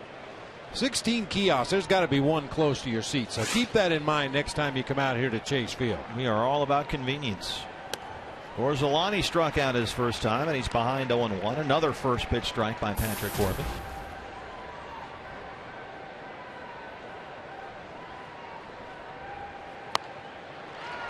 In fact, that's a big key. Patrick Corbin throws strike 1 better than any starting pitcher in Major League Baseball. He is number 1. First pitch strike percentage. The only guy in baseball who is over 70% with first pitch strikes. That ranks him just ahead of Cliff Lee. And that's been a big and consistent improvement for Patrick Corbin. His first pitch strike percentage last year was under 59%. And he's got 7 strikeouts, 2 down in the 5th. That's 3 consecutive strikeouts for Corbin. He's got Betancourt, Schaefer, and now Gorzolani. Here's the top of the order.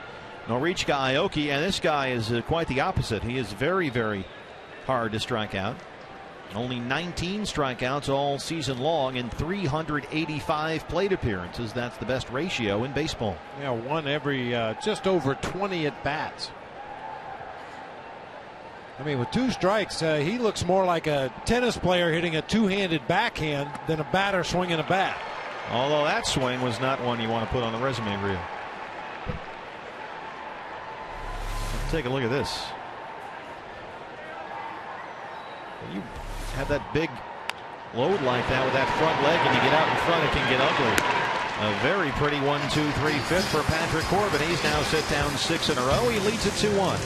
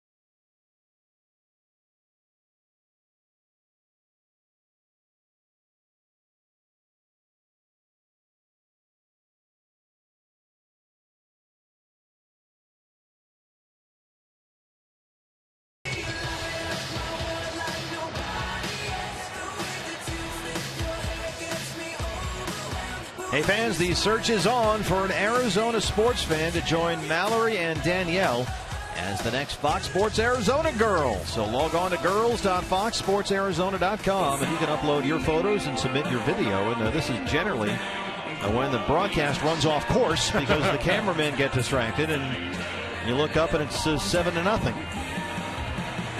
Search is on, BB. Well, it'll be a sad day for all of us when they eventually pick the new Fox Sports Arizona girl because we won't get to do this between innings anymore. Well, we certainly have a lot of candidates. The beautiful people hanging out at Chase Field on a Friday night. This is where it all happens. Cliff Pennington leads off the 5th against Tom Gorzolani. Diamondbacks have been out hit 4-2, but they lead it 2-1. Patrick Corbin rolling along now. He's retired the last 6 he's faced. He's got 7 strikeouts. What do you got? Another bottom edge of the strike zone right there from Phil Cuzzy.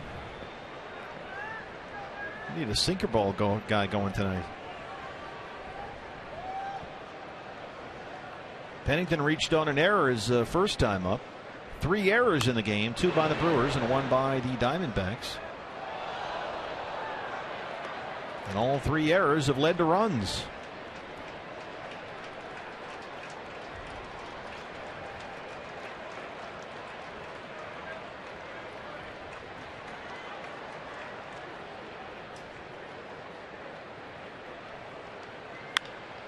That's driven to right. Norichika Aoki zigzagging all over out there. 1 away. With their 2 errors tonight, the Brewers are creeping perilously close to the worst in the National League. The Dodgers have made 67 errors going into play tonight. The Washington Nationals 66, and that's where the Brewers are right now as well, 66. Gorzelani's retired 5 in a row. Here's Patrick Corbin, who struck out looking his first time. Gorzelani struggled in Pittsburgh, got the chance to pitch for his hometown Cubs. Said he thought he did a pretty good job there in Chicago, proving himself when the Nationals gave him a chance. Problem in Washington, he said, was halfway through the year they put him out in the bullpen, which he said was disappointing. He was told that with the season already over, the Nationals needed to make some room in their rotation for some young starters.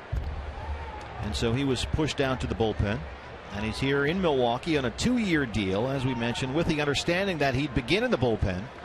But if they needed a starter, he would get the rotation spot, and it's worked out that way.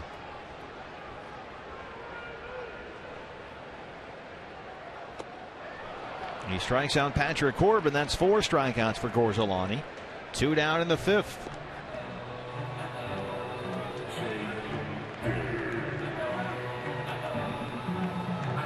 Well, Gorzelani's been outstanding for Milwaukee as a reliever this year. 32 appearances, an ERA under 2.5, and only 20 hits allowed in 36 2/3.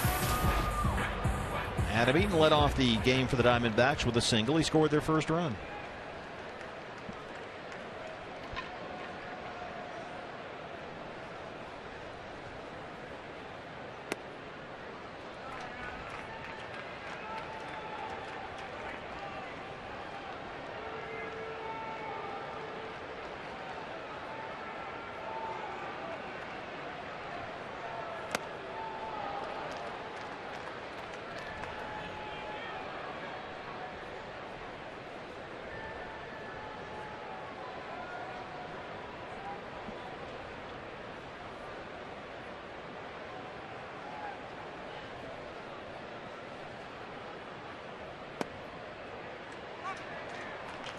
Gets the strike call from Phil Cuzzy. It's 1-2.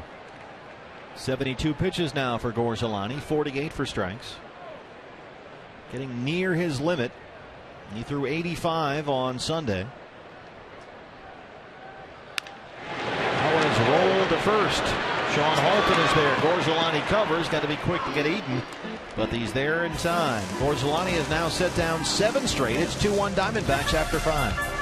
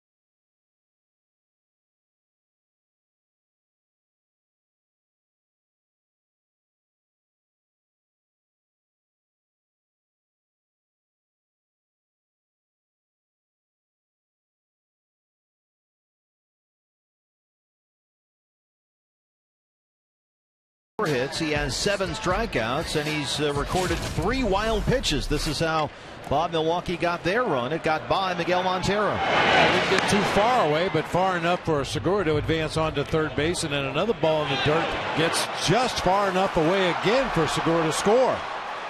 And that was all in the first inning, and that was what we saw from Patrick very early in the year. His first 2 or 3 starts, he would spike that slider a lot.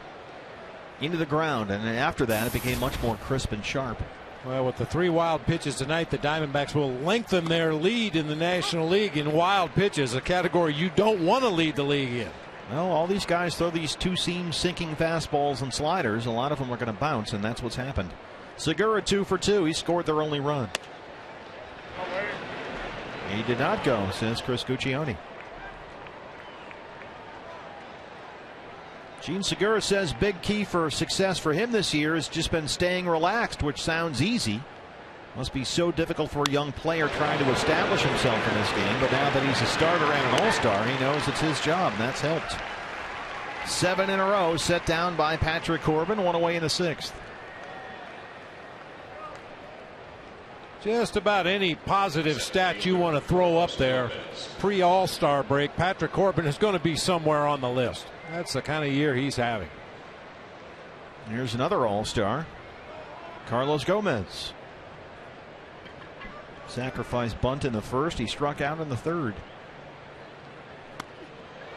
Wins above replacement, Bob, or WAR, says Carlos Gomez is the 3rd best player in baseball right now. Well, according to one online formula, FWAR, he is the 3rd most valuable player in the game, based on the idea that he's worth 5 more wins to his team than a replacement player would be at that same position. Gomez is 5 WAR, trailing only Miguel Cabrera and Mike Trout in all of Major League Baseball.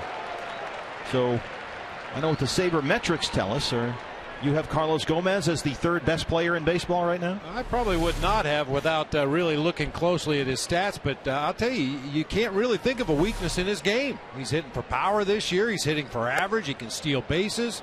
Superior defender in center field. He's got a cannon for a throwing arm. There really isn't much he can't do on the field. He's 27 years old, and it seems he's finally matured. He was a very erratic player earlier in his career. And the Brewers bought in. They showed a lot of faith in Gomez. They gave him a 3-year extension in March worth $24 million.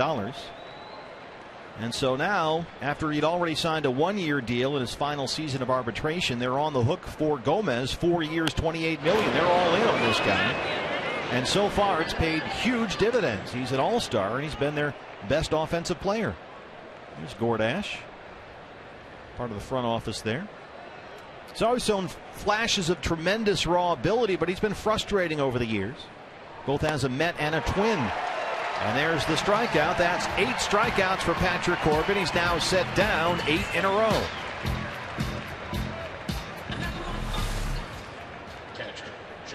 He just rushes a fastball right by a pretty good fastball hitter. Very late swing that time by Gomez. Is that a sign that this is a kid that believes in his stuff? When you've got an all-star hitter up there and you can just blow it by him, here it is, hit it. What do you think? No, absolutely. He's got confidence that if he executes that pitch and gets it up there about belt level, that he'll have enough on it to at least get soft contact and an easy out, and at best, a swing and a miss. Now here's Lucroy, who's been on base twice, walked in the first, doubled in the 4th.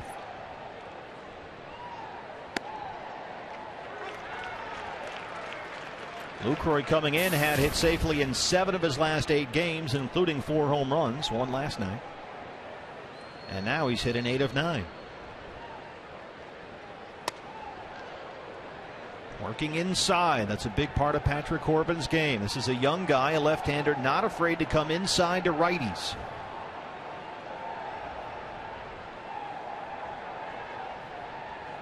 Going to try again here.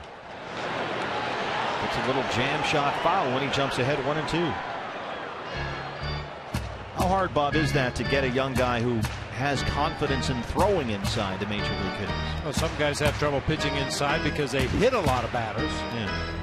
Other guys have trouble throwing inside because they tried to come in there once and somebody satellited them down the left field foul line, so they don't want to go back in there again. But that's a big part of Patrick's game. Come inside twice now on back-to-back pitches on Lucroy. He's ahead 1-2. This is a classic Patrick Corbin back foot slider situation here. Going to go away with a fastball, misses. Yeah, and I like that. I mean, throughout the first half of the season, it was almost a formula for how he would get opposing hitters out. But we know there's a lot of advanced scouting, a lot of video scouting, and if you pitch in the same pattern over and over and over and over again, big league hitters are going to catch up to it. They're going to figure it out. Over the glove of Pennington, and Lucroy continues to be a problem for the Diamondbacks. He's on base for the third time tonight. That ends the streak of 8 in a row sent down by Corbin. Lucroy aboard with a 2-out single. Came inside again there. Just got it up a little bit too much, just over the outstretched glove of Cliff Pennington. Ricky Weeks is 0 for 2. He was on base 3 times last night.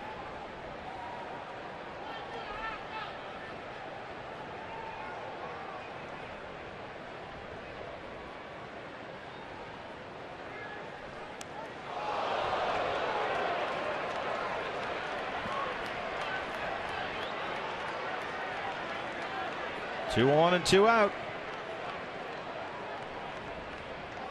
7th time this season Ricky Weeks has been plunked by a pitch. He's kind of a human dartboard. He gets hit a lot every year. And Corbin had set down 8 straight. Now a single and a hit batter has 2 on with 2 outs for Sean Holton. Holton is twice flat out to right. The big guy up there, 6'4", 260. We're back in the 2010 season. Ricky Weeks got hit 25 times, 8 in 2011, 13 more times last year. Took something off, gets ahead 0-1. Well, when you work inside and you have a big wipeout slider, you're going to hit some guys.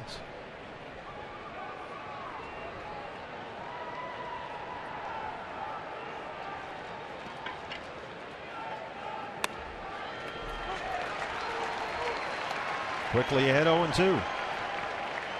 Holton, 13th round pick by Milwaukee in 2009 out of Lewis Clark State College in Lewiston, Idaho. Made his major league debut on June 27th. And Patrick Corbin gets his 9th strikeout tonight, and he strands 2. Bottom 6 coming up at Chase Field. CenturyLink, your link to what's next. A.J. Pollock, Paul Goldschmidt, and Aaron Hill. Diamondbacks lead at 2-1.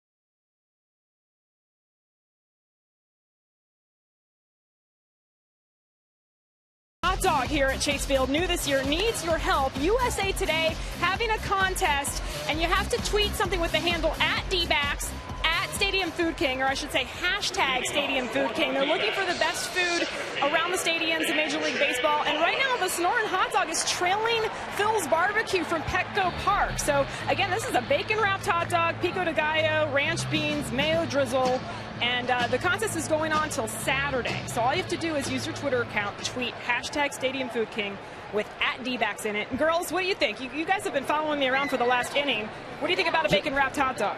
delicious. Really good. They want this. So I'm going to go ahead. I'll let you guys kind of fight over it. But just be careful. Don't drop it. It looks really good, guys. So, yeah, let's drum up some support for the Sonora hot dog. Bacon. My hot dog. Oh, getting ugly down there. No fighting. There's more. A.J. Pollock drives that one to right center field. Norichka Aoki makes a leaping grab at the wall. Usually it's A.J. Pollock on the other end of that, but he got a taste of his own medicine there. Pretty tough to hit it over Aoki's head. He plays so deep out there in right field. He's almost on the warning track as the pitch is being delivered. Slight adjustment right at the end there to get a little bit deeper, and then a nice leaping catch right at the 376 mark. Diamondbacks have not had a base hit since Cody Ross led off the second with a single. Goldie drew a 2-out walk in the third, and since then, Gorzelani has retired the last 8 he's faced.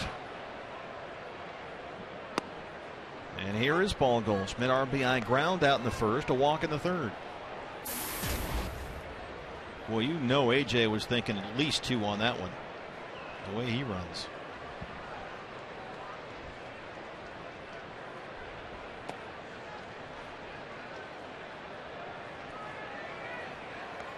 Goldie top 10 in the National League in runs scored, walks, and on base percentage. He's third in slugging and OPS, which is on base plus slugging.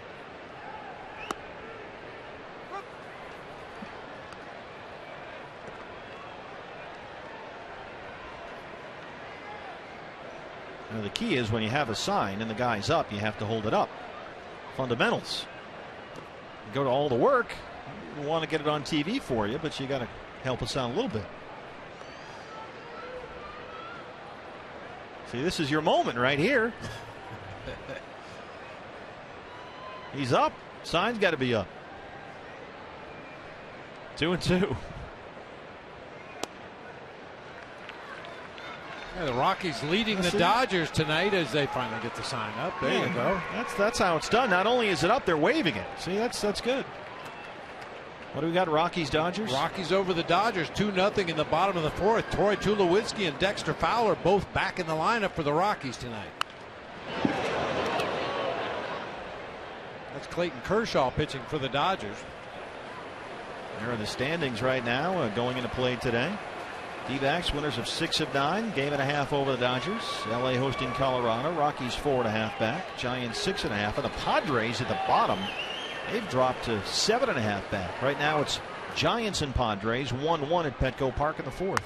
Goldie lifts that one high in the air to center field. Carlos Gomez at the wall. Gomez, it's off the top of the railing, and Goldie will pull into second base with his 23rd double this year. Paul Goldschmidt, just the Diamondbacks' third hit. And that's right, everybody loves Goldie. Now she's got the sign up. There you go.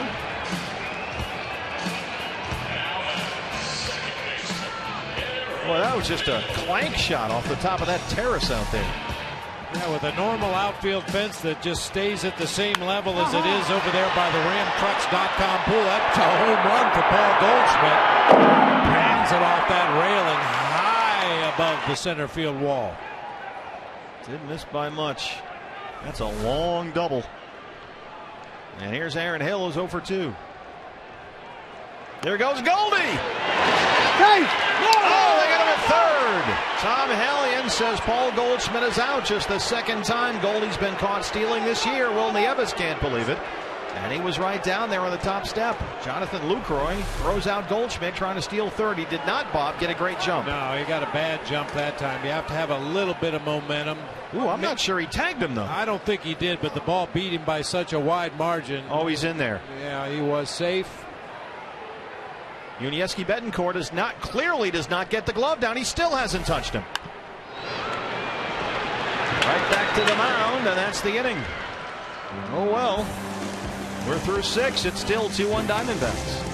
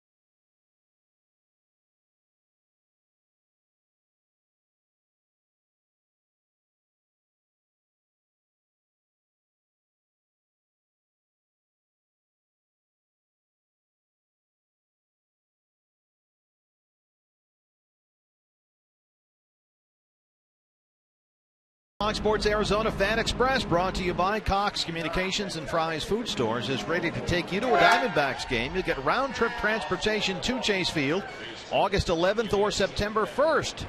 So stop by this month's participating Fry store in Globe or the Cox retail store in Tucson, and you can enter to win 2 seats on the Fan Express bus. And for more information, just check out foxsportsarizona.com. Yuniesky Betancourt leads off the 7th against Patrick Corbin. And Bob, I got to tell you, we looked at it. Betancourt never touched him. No, never did. The throw short hopped, and Betancourt had to come up with the short hop, and then by the time he tried to get the tag back down, he missed Goldie completely. What do you think about just the attempt? You got Aaron Hill up there. You're already in scoring position. I really don't have a problem with the attempt. It caught everybody by surprise. Unfortunately, he just didn't get a good enough jump. He was flat-footed when Gorzelani started his delivery. You'd like to have a little bit of momentum going toward third base, almost a walking lead. That makes it a lot easier. Here's one more look. Now watch, the throw beat him, but he never did tag him. Still hasn't tagged him. Patrick Corbin has 9 strikeouts. Unusual night for Patrick. 9 strikeouts and 3 wild pitches. You don't see that a lot. He's behind 3-1 on Yuniesky Betancourt. One thing Corbin has done well tonight is put guys away. 15 of the 24 batters he's faced, he's gotten to a 2-strike count. 9 times he went ahead and struck the guy out. Twice he gave up base hits, and 4 times they were just regular boring outs. You'll take those anyway. Betancourt up there 4 for his last 40. He has struck out twice tonight.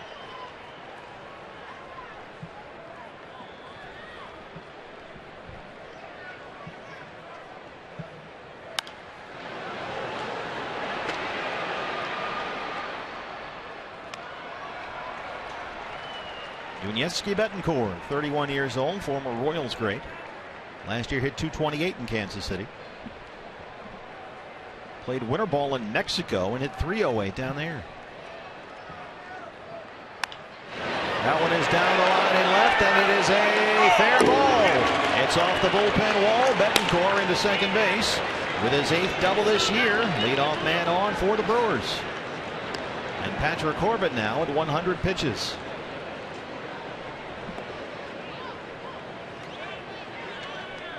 That's the tying run with nobody out. Bullpen busy. Will Harris throwing. And with the Brewers 2 spots away from the pitcher's spot and a runner in scoring position already, you would expect them to get some activity in their bullpen as well. Now in the 4th inning, Jonathan Lucroy led off the inning with a double. Got to third on a wild pitch. Was at third with no outs. And Corbin stranded the runner. He got a pop up, a fly out, and a strikeout. And now Betancourt's on second with no outs. Here's Logan Schaefer. He's 1 for 2, doubled in the second. That is hard to right. Cody Ross will watch it drop in front. Betancourt had to hold up. It was hit hard, and he'll stop at third.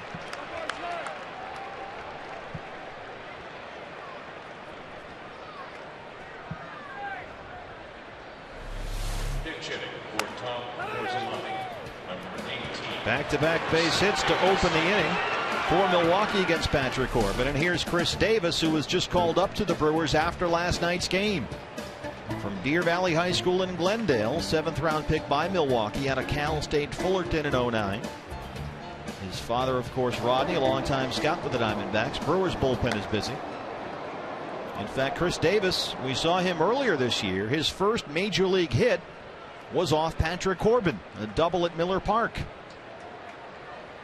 He was up with the Brewers from April 1st through May 1st, and he has since been at AAA Nashville, hit .250 with 11 home runs. Betancourt at third, Schaefer at first, nobody out.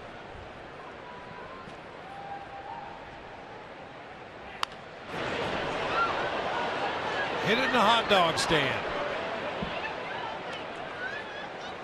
Pulled that one foul right over his own left shoulder up into the upper deck. Ed Cedar at third. Brewers have to be thrilled with what they got from Tom Gorzelani tonight. Only 3 hits. He had 4 strikeouts. Betancourt at third and Schaefer at first.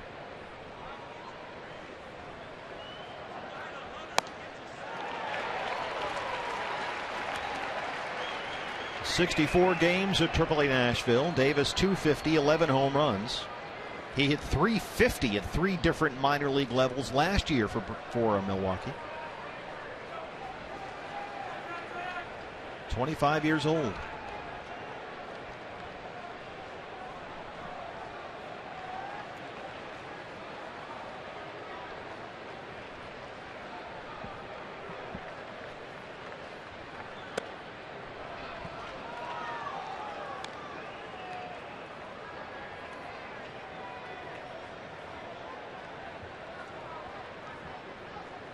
A look down to Ed Cedar at third.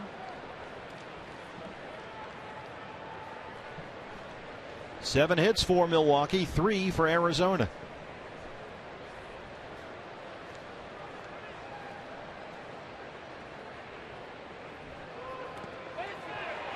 Yes, he went. And that's a career high tying 10th strikeout for Patrick Corbin. He struck out 10 in his last start against the Rockies, and he's got 10 here tonight. Third time this year he's got 10 strikeouts in a game, and that was a big one. A couple of fastballs up in the zone to change the eye level of Chris Davis, and then throws that slider down there in the dirt. Just couldn't check his swing. And now this is going to be a tough out for Patrick Norichika Aoki. Second straight 10 strikeout game, 10 is a career high, third time this year. We mentioned it in his last at bat. Tough guy to strike out, tough guy to double up. Yeah. So many times he's running before he makes contact with the baseball. It would have to be hit hard right at a Diamondbacks defender to turn 2. 386 plate appearances, only 19 strikeouts for Norichika Aoki. He's 0 for 3 tonight. Showing bunt, pops it up right to Goldie. Thank you very much. 2 down. Thank you. What a huge break right there. Absolutely the wrong play for Aoki for all the reasons we just said. He doesn't strike out. He's fast. He doesn't hit into double plays. Yeah, that's a gift. Take it. And still a lot of work left to do here with the National League's hits leader up there in Gene Segura. He's 2 for 3 tonight. A pair of singles. He scored a run. He's hit safely in 7 of his last 9.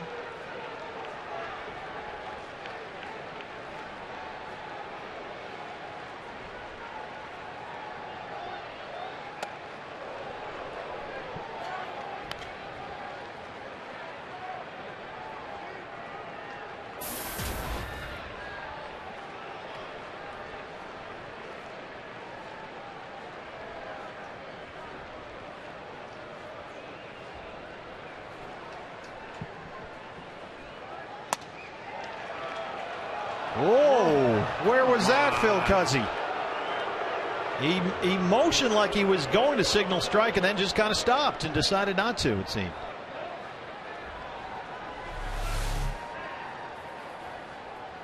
Yeah, Miggy pushed it back toward the corner a little bit right there. And now it's 3-0. You've got Carlos Gomez on deck. Now, Gomez has punched out twice in this ball game. He was credited with a sac bunt his first time up. He was clearly trying to bunt for a base hit. Segura with 2 hits and a run scored on the game already. Be very careful here. 3-0.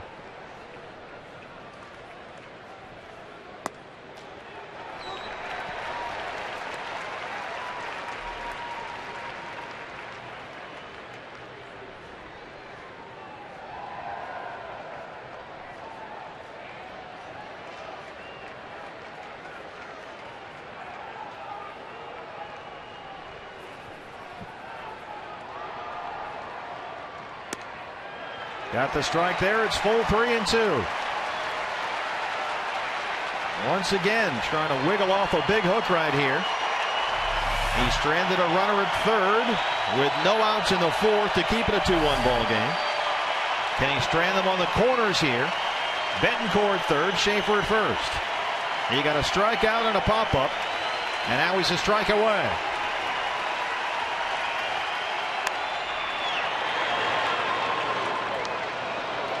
Schaefer was running on the pitch, and it's in the seats.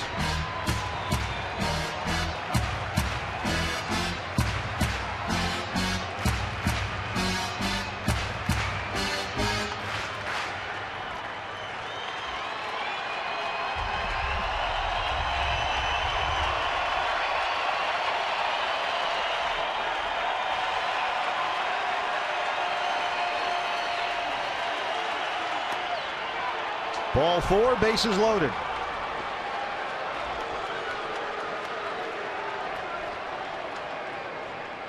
Kirk Gibson will go to Will Harris here, looking for the strikeout.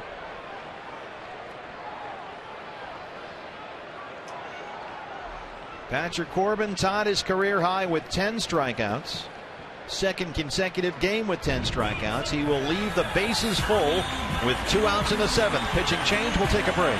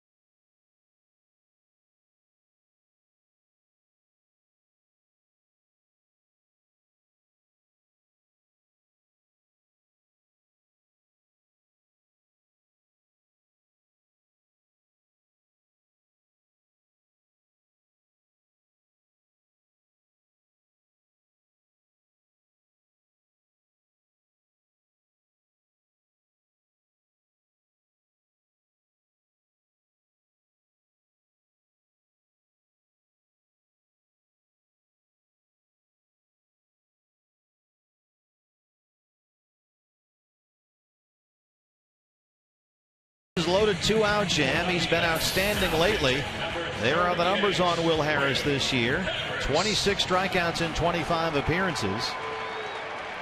He's been scored on only twice in his last 21 appearances. Over that span, he's given up 14 hits with 22 strikeouts. Patrick Corbin, a career-high 113 pitches. But Bob, he'd been on something of a strikeout roll, 10 tonight. He'd already gotten Gomez twice, but Kirk Gibson wants to go the righty-righty way here.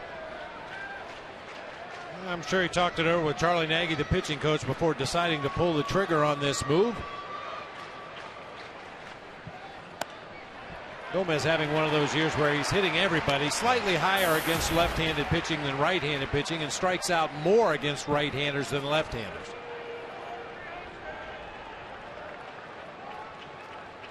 Will Harris last worked Wednesday against the Dodgers. Worked 2/3 of an inning. Needed only 6 pitches. Jumps ahead 0-2. This is what you're looking for from Will Harris. He's the guy back there when you need the strikeout that Kirk Gibson tends to go to. Got that cutter working. Trying to leave him loaded here in the 7th.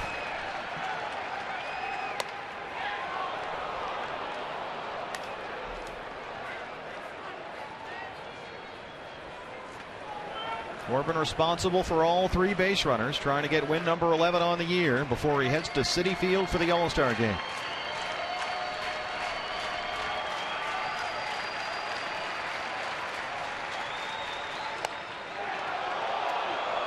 Two and two.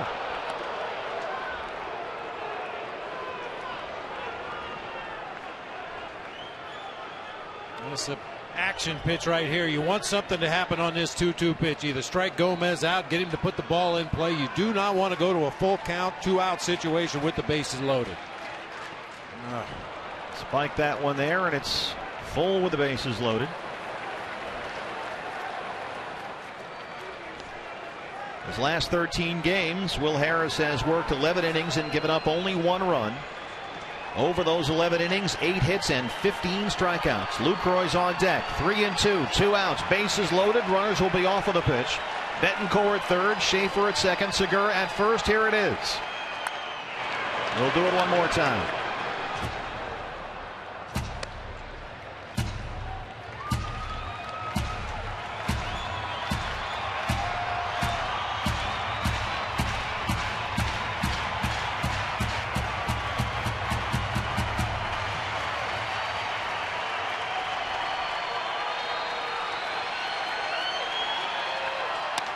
hit him.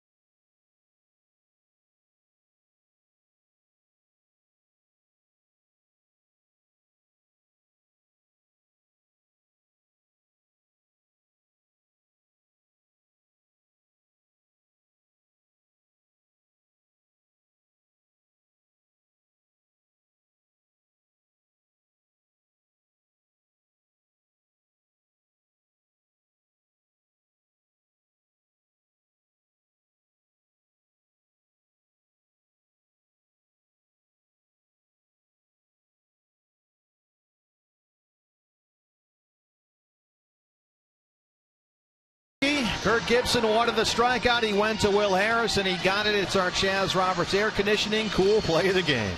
Yeah, I don't know if I would have made that call, but he definitely made the right one right there. Really? Would you have stuck with Corbin there? I think, especially since he got Gomez the last 2 times he faced him with strikeouts, I think my tendency is to stick with the starter and ride him for one last batter. But he made the right call. Sure did. Well, it had been a career-high 113 pitches for Patrick. I don't know if that factored in. Plus, you get the righty-righty matchup. But BB, Will Harris has been a guy that you can depend on to get into a situation like that and get you the big strikeout when you don't want the ball put into play. He has that cut fastball, and he's able to keep it on that outer part of the plate, right just inside of the outside corner, and then the movement takes it off the plate, gets some swings and misses. Occasionally, that curveball is a good strikeout pitch for him. Big out in the ball game right there. They leave the bases loaded, and now they'll work in the 7th against the new pitcher, Brandon Kinsler. He is unscored upon in 19 of his last 23 appearances, a 2.49 ERA over that span, so he's been much better lately than those numbers there for the season indicate. He'll face Cody Ross, Martin Prado, and Miguel Montero here in the 7th. And J.J. Putz is up and throwing in the Diamondback bullpen. He might work the 8th here. Interesting, Joe, that J.J. seems to be moving his way up the ladder in terms of the leverage innings here. He'd started out 5th or 6th, and now he's working his way up 8th, 9th. I think what Gibby's trying to do is he's going to run those guys out there, and they're going to earn their way as they move up and up. And it's all going to depend on their stuff and how they're progressing out there. And you can't say enough about Will Harris. He's starting to get in a lot of situations where the game's on the line, and he's put himself in that position where Gibby's starting to trust him all that much more. How do you make that decision, also knowing that you have to have guys that can get you to the closer no matter who he is, as Cody Ross rolls one of Betancourt 3rd, and that's the first out? Well, I think the biggest thing with the Diamondbacks right now is they've had so much inconsistency down the bullpen.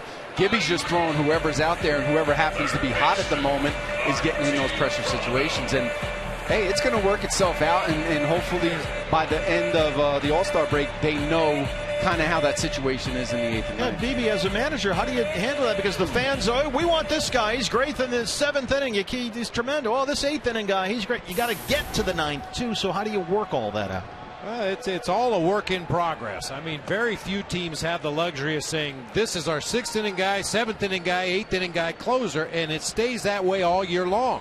It just rarely happens in this game. Guys get hot. Guys lose a little bit off their fastball. Maybe their breaking stuff is not quite as sharp. Martin Prado to left. Schaefer coming in. And he makes a spectacular catch. Two great defensive plays in the Brewer outfield. We saw Aoki in right center, and now Logan Schaefer in left center. That should have been down there for a double. Well, we talked about the speed the Diamondbacks have in the outfield tonight. The Brewers can brag about some speed themselves. Schaefer can run like crazy out there in left field. Gomez can fly in center, and Aoki, even though he plays extremely deep, covers a lot of ground in right. Nice diving catch by Schaefer that time. Here's Miggy, who's 0 for 2. Bob, I think the perfect example of what you were just talking about with the plan never quite working out is the Diamondbacks. It was supposed to be Heath Bell in the 7th, Hernandez in the 8th, and then JJ in the 9th. Well, as we know, it has not worked out that way. And when you get in a situation where you have the inconsistency, some guys have been good, some guys not so good, back and forth, you tend to really go to the numbers. You look at matchups. How has JJ done against the guys he's likely to face in the next inning? If you don't like those numbers, you go to the next guy. How's Heath Bell done? How's Brad Ziegler done? And you just try to find good matchups wherever you can until you get guys back on their feet, back on that mound, doing what they're supposed to do. We just saw a shot of one of the new guys, Yuri De La Rosa, the left-hander in the bullpen. He's been called up before this series. You know, if you've got a couple of high ball hitters coming to the plate for the Brewers, maybe Brad Ziegler's your guy, because you know he's not going to elevate the ball. If you got guys that are good breaking ball hitters, you run your best fastball pitcher out there. You just try to do everything you can to get the slightest edge in your advantage until those guys start throwing the ball the way you expect them to. Iggy takes another wild swing. It's 2-2. It's interesting if you want to look at this series as sort of an audition. We saw Brad Ziegler get his audition for the closer's job last night. Not that that's literally what happening, but it might work out that way.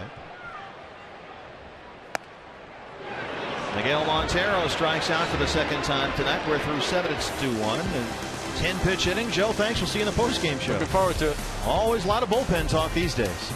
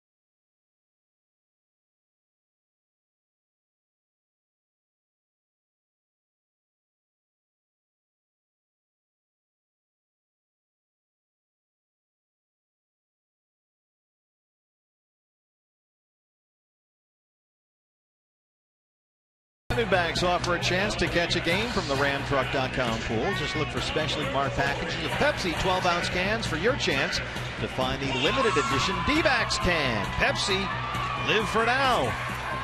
And right now, it's the 8th inning, trying to hold on to a 1-run lead with the Diamondback bullpen. And we just saw Will Harris get a huge strikeout to leave the bases loaded. And here for the 8th is J.J. Putz. You know, we talked about how JJ is kind of working his way back in favor, some more leverage situation. I think that's a direct byproduct of his increased velocity. We talked about it when he first came back off the DL. He just wasn't getting his fastball up there in the low to mid 90s like you're used to seeing it. He was topping out at 88, 89, and they said they were going to put him in some less stressful situations, let him build up his arm strength, and I think he's getting very close to that point now. No, he's got to be careful here because Jonathan Lucroy has been a pain in the neck. He walked in the 1st, doubled in the 4th, singled in the 6th. He's 2 for 2. Lucroy, Weeks, Holton here in the 8th. And here's the other aspect of this, Bob, that we've talked about with this bullpen. I mean, these guys are out there night after night, inning after inning, with no net because the Diamondbacks had 5 hits last night. They only have 3 hits tonight. I mean, the offense has to pitch in here too. It's not all. These guys are going out there with 1-run leads, 6, 7, 8, 9 every night. Everybody has to do their parts, and when you don't, it puts a tremendous amount of pressure on a bullpen that's got its own issues to worry about. We talk all the time how it all fits together. You know, your starting pitcher gets you deep into the ball game, gives you a chance to win. Ideally, the bullpen comes in there and gets the outs they're supposed to get, and the offense has to do something to give those pitchers a little bit of a comfort level. 1-1. So as we're watching JJ here, are we looking for velocity? Are we looking for his faith in the splitter? Are we looking for an increased slider? Yes. All of the above. Well, the velocity on the fastball was the thing that I think Gibby and Charlie Nagy were looking for. Get that fastball back up there where hitters have to respect it.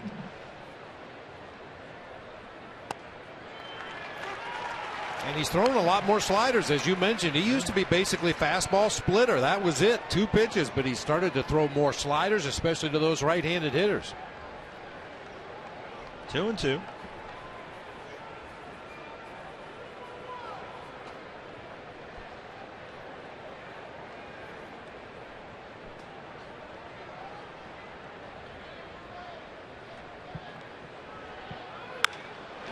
Driven to right, Cody Ross.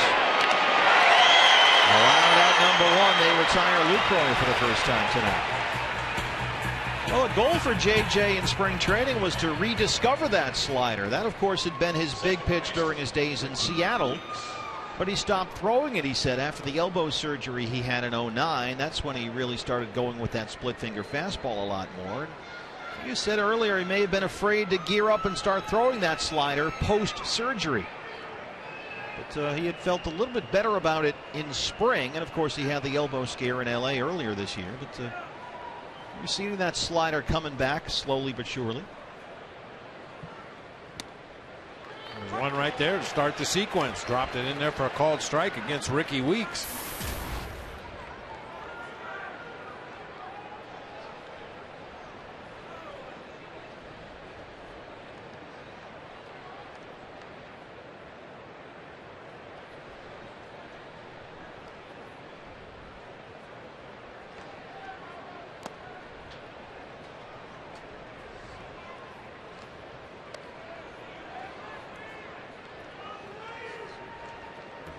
It's Juan Francisco on deck. He would hit for Sean Holton, the first baseman. This is the point at which Ron Renicky can take advantage of some of the defensive flexibility he has out there with these guys. They've played a variety of positions all year with so many guys injured for Milwaukee. Well, the road to recovery with JJ started with rest after he walked off the mound at Dodger Stadium May 7th. No throwing at all. And gradually he begins the comeback process. Pitches on the side, some bullpen sessions, and some simulated games. Finally, some minor league rehab appearances. And the final test was pitching on back-to-back days. He did that at AAA Reno, made 4 appearances for the Aces. And now he's back here trying to rebuild that arm strength.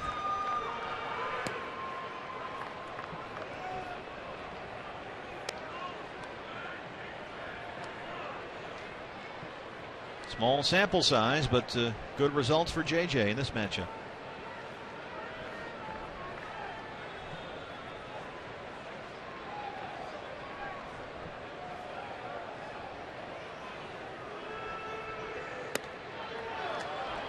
Can't get Weeks to bite there. It's a good pitch to throw to Weeks. He's a fairly erratic guy. He'll swing at anything. He's a WW. Much better low ball hitter than high ball hitter. You can get him to chase that high heater from time to time, able to lay off that time.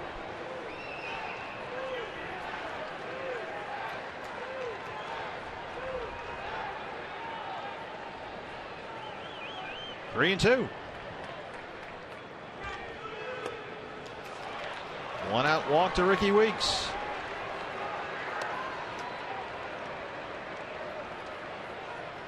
Hey fans, the D-backs Luchador mask giveaway a few weeks away. That's Saturday, July 27th, before the D-backs game against the Padres. 20,000 fans get the Luchador mask, courtesy of Circle K in Univision, Arizona. So call for tickets at 620-462-4600. Try 602-462-4600, or log on to dbacks.com/Lucha. You also get the six-pack of abs. Comes with the mask. I thought that was Luis Gonzalez all this time. You never do see them in the same place. Interesting. Raised that point.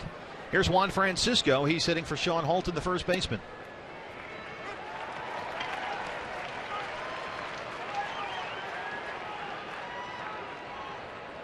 Never see Leo in the Luchador. There's Gonzo.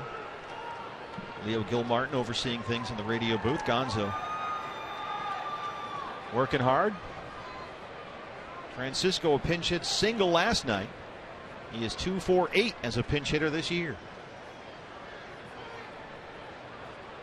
And he's been swinging a hot bat lately for the Brew Crew. Last 16 games for Francisco. He's at 247 for the year, but last 16 games he's hit 340 with 5 home runs.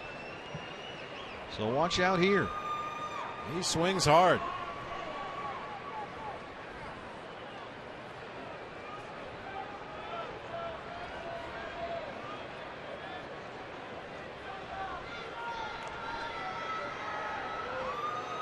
There you go. He's had a good month so far.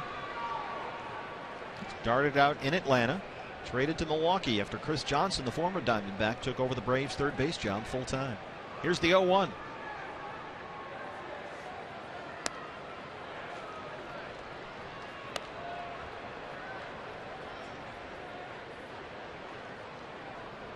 How's he looking?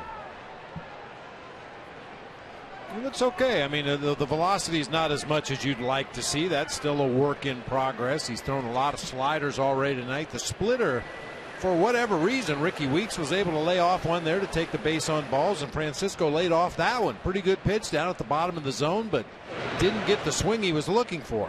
Does that mean maybe they figured out it's coming? Well, maybe they see something in his delivery. Maybe he's showing the ball a little bit too soon. That's the telltale sign, right? When you throw a good pitch and you expect the guy to swing and a couple of guys lay off, then you think maybe something's up.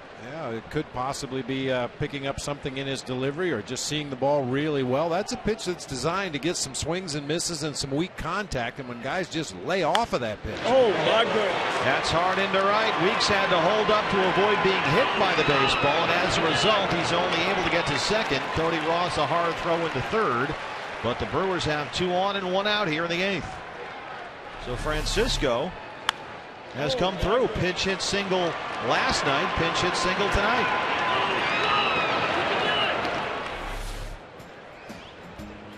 Conference time. Weeks at second. Francisco at first, and Yuniesky Betancourt is the hitter.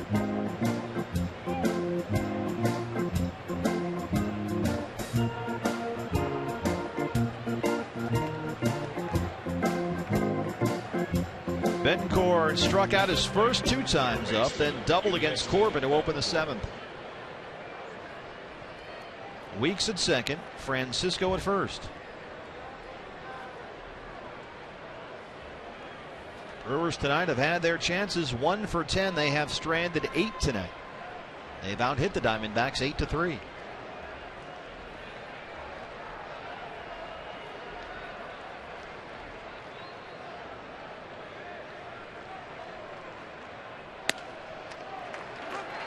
Gets ahead 0-1.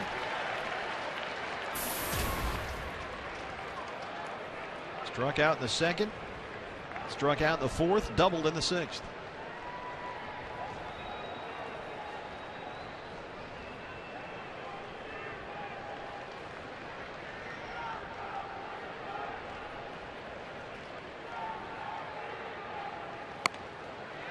Jumps ahead 0-2.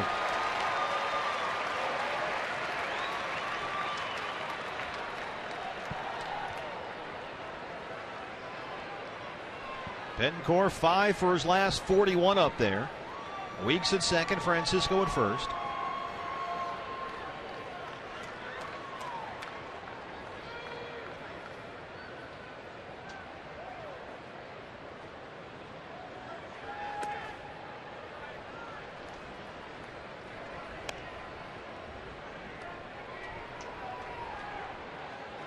It's at this point in the count, Bob, that JJ could go a number of ways with all his stuff. We talked about the splitter, the slider. Well, what you're ideally looking for here is a ground ball right at one of your infielders. That usually is an indicator for the split-fingered fastball with that downward movement, a little bit off speed. Ooh, bounces one there. Miggy keeps it in front. Weeks has to hold at second. And that's the fear with that kind of pitch, is that it's going to get behind Montero and you'll put two runners in scoring position. Way out in front of home plate. When a veteran guy throws a pitch like that, how big a red flag is that? Well, I mean, you definitely want to bury it. You want that ball to either be right at the bottom of the knees or lower. And if it happens to bounce in the dirt, you'd much prefer that than to hang it up there belt high where it can get hit hard. Yeah. 2-2.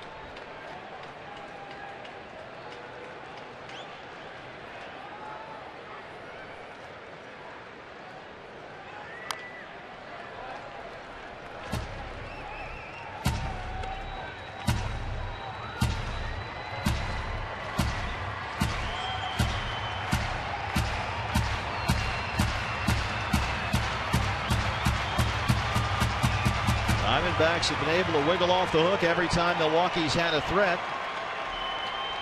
Trying to do that one more time here with the veteran JJ Puts in the eighth.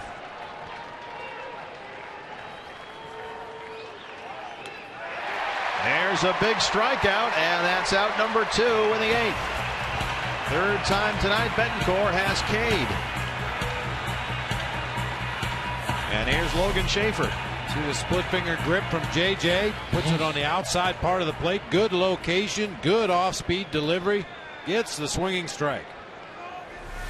Kirk Gibson. You've got Schaefer, the left-hand hitter, coming up. He's 2 for 3 tonight with a double and a single. So here comes the pride of Pascagoula, Tony Sipp. Pitching change. We take a break.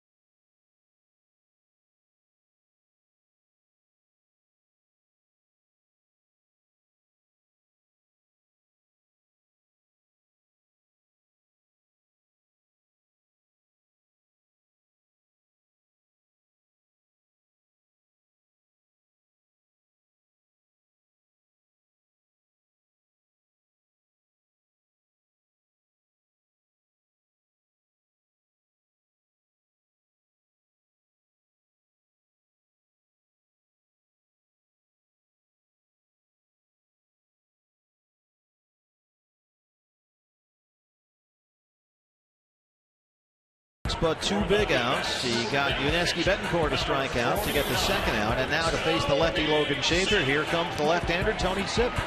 Well, we might see a right-handed bat off of Ron Renicke's bench here to face Tony Sipp, but he's going to let Logan Schaefer take this particular at bat. The numbers for the 2 right-handed hitters he has available on the bench, not great. So he's going to roll the dice with a lefty on a lefty here. Here is Schaefer. Doubled in the second, struck out in the fifth, and singled in the seventh. We did not see Tony Sipp last night. We did, however, see Tony pitch in all 3 games against the Dodgers here at Chase Field. So he's worked a lot lately. Ricky Weeks at second. Juan Francisco at first. 2 down. Here's Schaefer.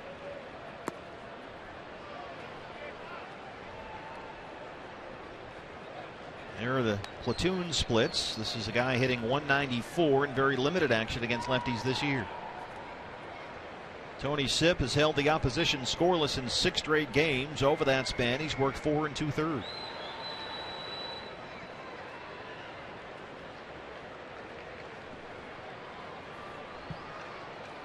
Jeff Bianchi is on deck for Milwaukee.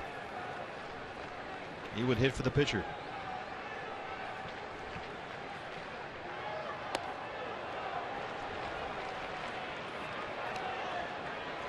Now, in contrast to J.J. Putz, who throws a variety of stuff, Bob, lately Tony Sipp has been all fastball slider. Yeah, just going with his 2 best pitches consistently.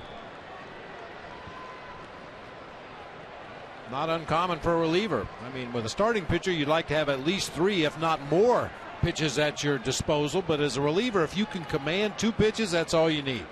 Tony out there on his 30th birthday today. That one is out of play behind the Milwaukee dugout.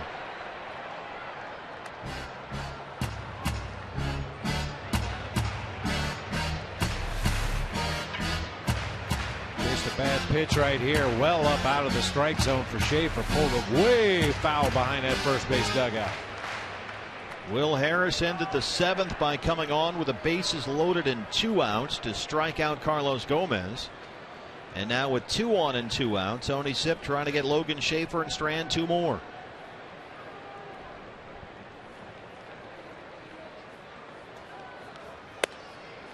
Everything's been up. It's 3-1. Heath Bell is warming in the Arizona bullpen.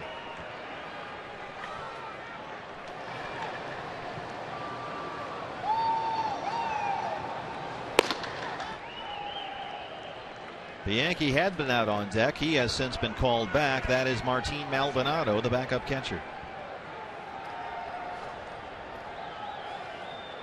Both are right-handed hitters. Here's the 3-1. Lifted down the line in left, and that is going to get in the seats.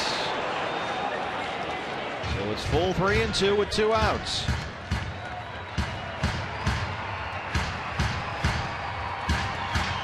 Lucroy flied out. Weeks walked.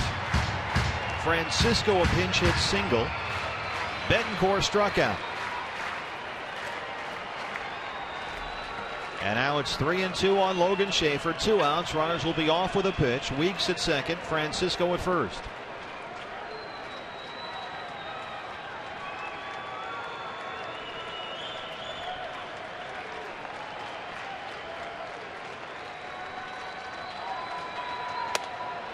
Bases loaded, ball 4. Second walk of the inning from the Arizona bullpen.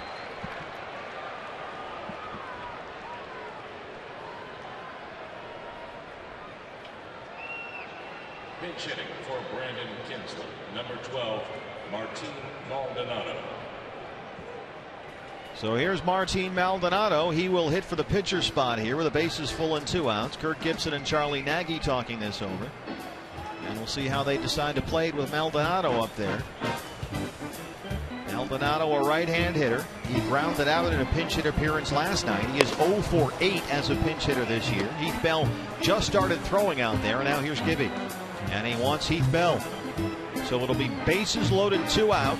Martin Maldonado has been announced. Here comes Heath Bell, and we'll see how Ron Renicky answers this. We'll take a break. Don't go anywhere.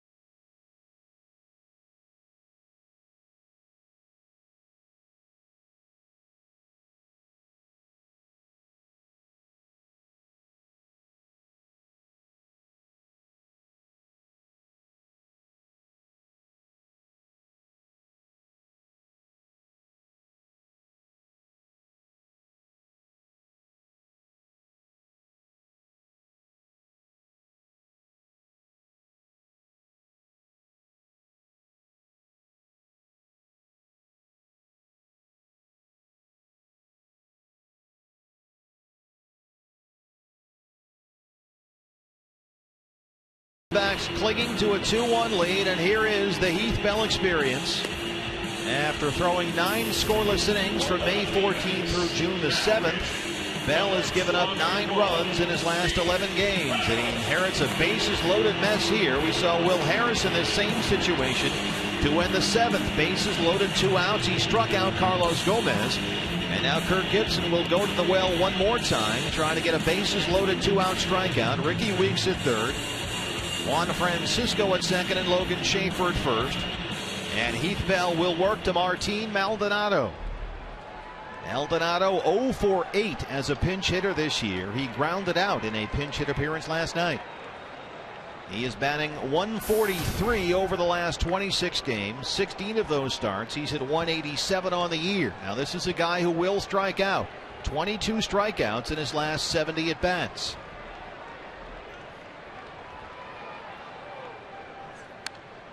Oh, 1.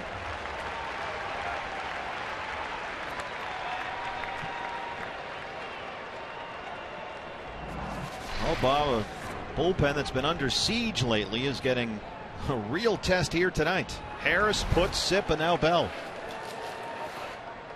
Well, you got to use them, and you got to have these guys come in and do their jobs. Good first pitch curveball that time. That's been a pitch that has escaped Heath Bell lately. He's been forced to throw nothing but 4-seam fastballs. He jumps out ahead 0-2. Another curveball. That one started in the strike zone, ended up in the dirt, gets the swinging strike. What does that tell you that he comes out with 2 curveballs?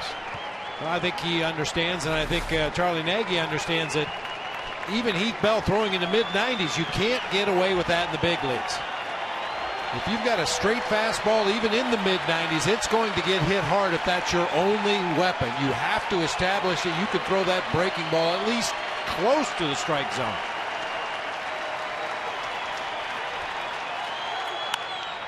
Center field, A.J. Pollock saves the day!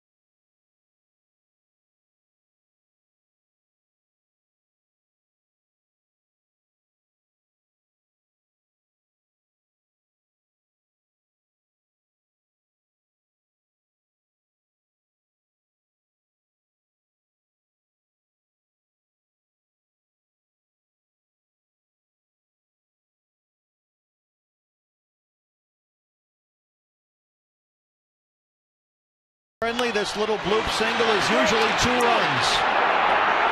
Now when A.J. Pollock's in center field, that's always the toughest play for an outfielder. A center fielder coming straight in, able to make that diving catch, get that ball before it hit the grass out there in center. Whew, what an out. I tell you what, this team is something else every night, man.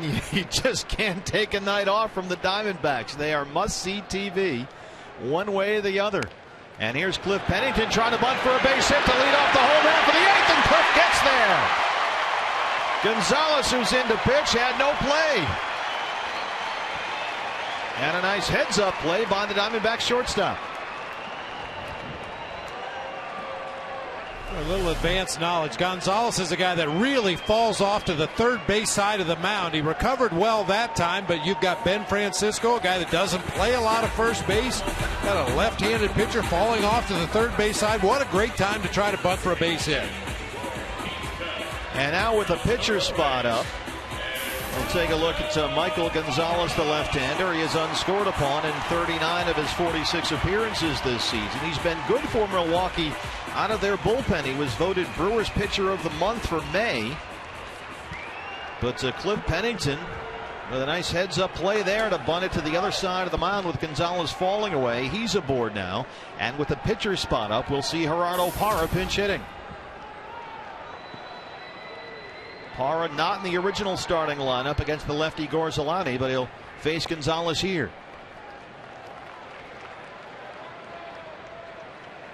I mentioned Francisco doesn't play a lot of first base. He didn't even leave the bag that time. If Parra can put a bunt down in the same direction that Cliff Pennington did, he might beat it out. Juan Francisco came in the game to pinch hit for the first baseman Sean Holton. He delivered with a single, but now he has to play first defensively. Another bunt to that side. Gonzalez thought about second, but there's no one at the bag, so Pennington moves up 90 feet. Everyone rotating over, and second base was left unaccounted for, to say the least. There was no one near the bag there. That looked like a defensive breakdown by the Brewers. Somebody, unless you have a specific bunt play on where you're trying to get the lead runner at third if there's runners at first and second, somebody should always be at second base. There was no one near it. Yeah, Segura was breaking to third for some unknown reason. So Adam Eaton's up now with Pennington on second and one away. Let's take a look. Watch second base and how it's just left vacated by the Milwaukee defense. Well, that was the bunt base hit by Cliff Pennington, just perfectly placed right there. Keep it away from the pitcher, force the first baseman to make the decision whether to stay on the bag or go get the ball, and that time he did neither. 0-1 to Adam Eaton. Eaton singled and scored in the first.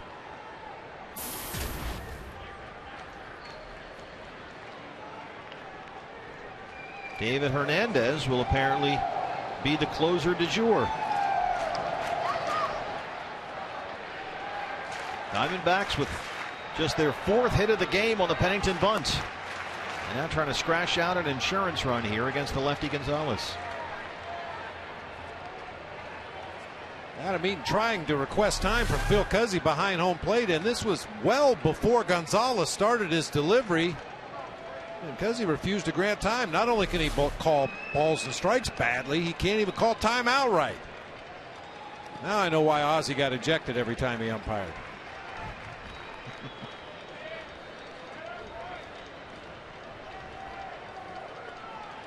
Two and two. Cliff Pennington, a bunt single to lead off the eighth against Gonzalez. Sacrificed over to second by Parra, who pinch hit for the pitcher. And now here's the top of the order, Adam Eaton. Inside move. Once again, no one covering the second base bag.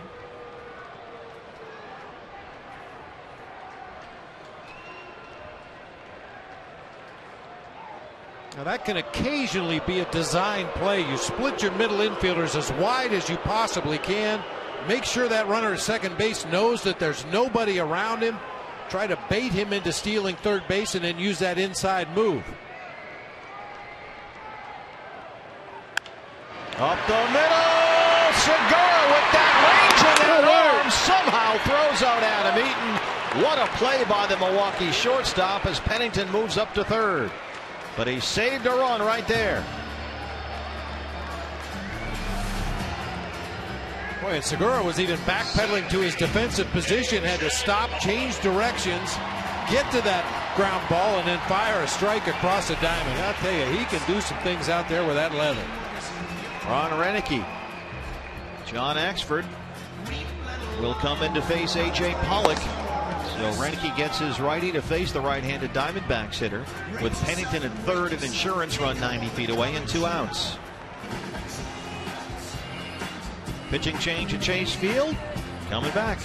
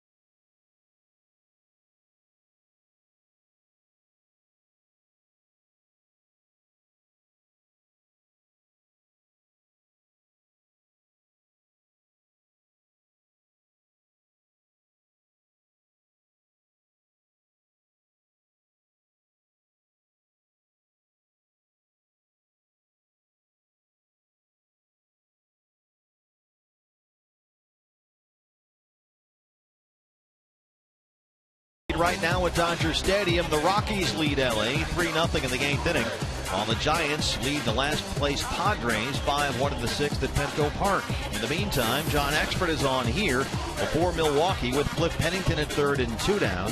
Axford unscored upon in 26 of his last 27 appearances. He came on to work the 7th last night. He struck out Montero, got Didi Gregorius to ground out, and retired Wade Miley on a liner to shorts. He has been much better as of late after losing the closer's job earlier this year. He'll work to A.J. Pollock. The Diamondbacks trying to scratch out an insurance run for David Hernandez, who has been warming up and will apparently close the 9th. What a job so far by the Diamondback bullpen. They left the bases loaded in the 7th and the 8th. Milwaukee has stranded 11 tonight. They've out-hit the Diamondbacks 8-4, but trail it 2-1. We've seen Harris, Put, Sip, and Bell. Hernandez warming, and here is A.J. Pollock 0 for 3 to face John Axford, with Cliff Pennington 90 feet away. Pollock batting .333 over his last 12 games.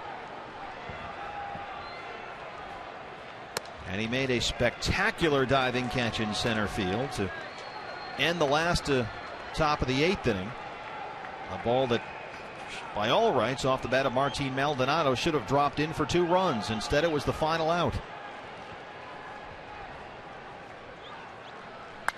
High in the air to left center. Logan Schaefer at the wall, looking up, and that ball is in the glove. He went up and he got it. A.J. Pollock gave it a ride. Well, he took 2 runs away from the Brewers, and he may have just had 2 runs vanish into the glove of Logan Schaefer at the track, so it's a 1-run lead in the 9th. CenturyLink, your link to what's next. Aoki, Segura, Gomez, the top of the order against David Hernandez.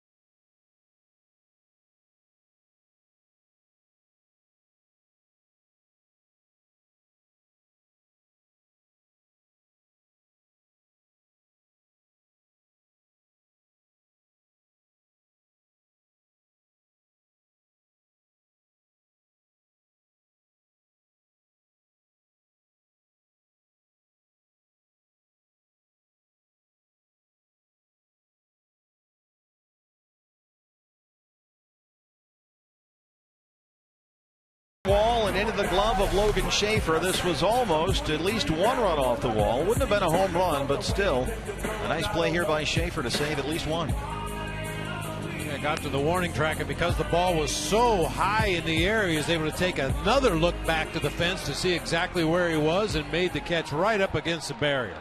So here we are in the ninth in a 2-1 ball game, and David Hernandez is on for the save. We have seen Harris, Putz, Sitt, Bell, and now Hernandez. And the Diamondback bullpen has, in the last 2 innings, stranded the bases loaded. He'll face the top of the order: Norichika Aoki, Gene Segura, and Carlos Gomez. Aoki so far 0 for 4.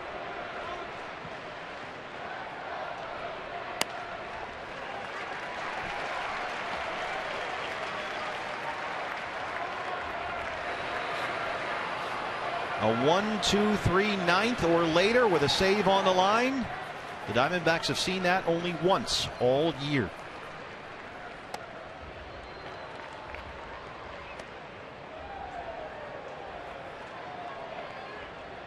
Gerardo Parra has remained in the game. He takes over for Cody Ross in right. There's a strike.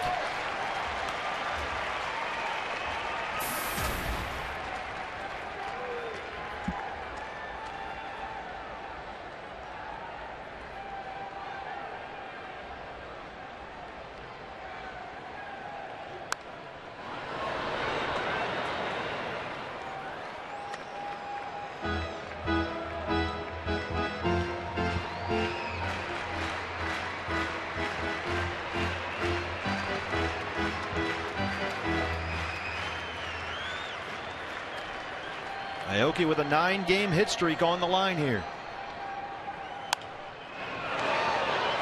And he will do this. Just kind of slap you silly for a while. 2 for 4 last night with a pair of singles. During his 9-game hit streak, Aoki batting .415. He's behind 1-2.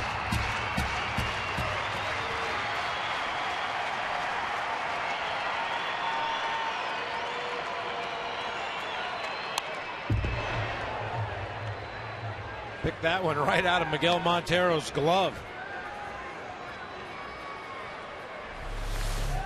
Coming right at you. Look at that swing. Whew. It's effective. He does not strike out.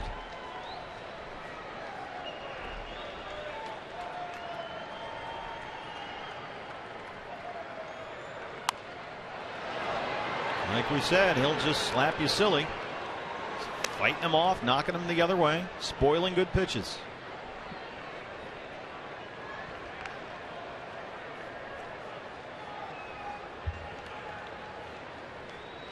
Eighth pitch of the at-bat on the way.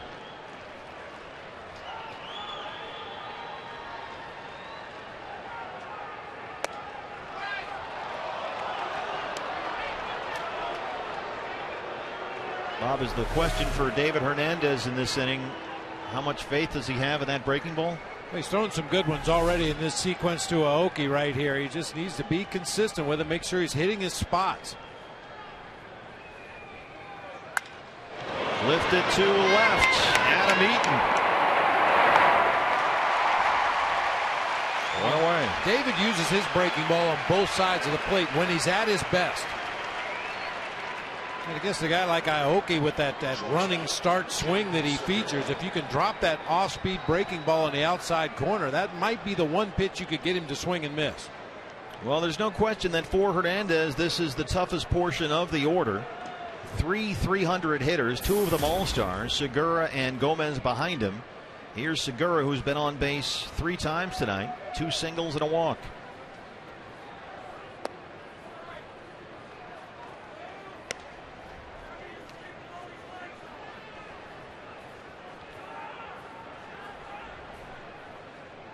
The National League hits leader.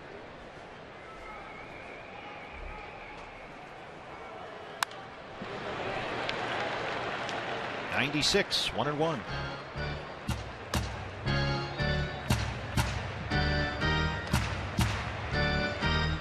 In a save situation in the 9th inning or later. 1-2-3 inning all season long for the Diamondbacks.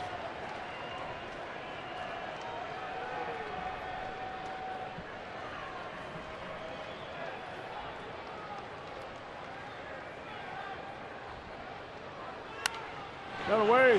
Hernandez ahead 1-2, 96 again. The velocity's there for David.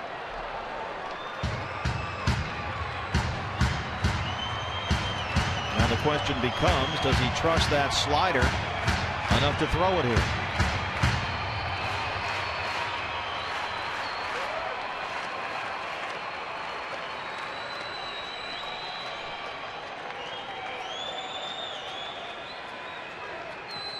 He got him to chase. Miguel Montero completes the strikeout. Diamondbacks 1 out away here.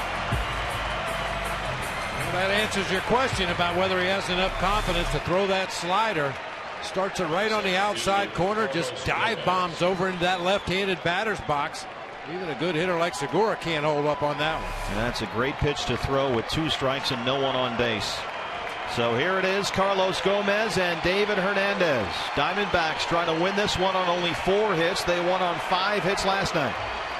Gomez has struck out the last 3 times he's been up.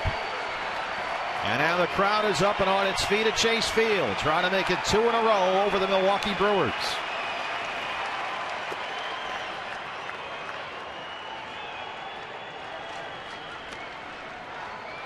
Carlos Gomez, the home run last night, his only hit in his last 23 at-bats.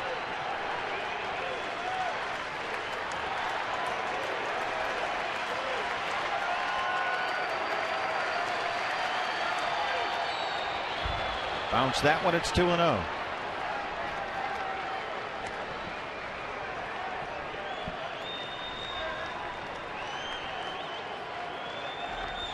Jonathan Lucroy is on deck. He's been on base 3 times tonight. A single, a double, and a walk.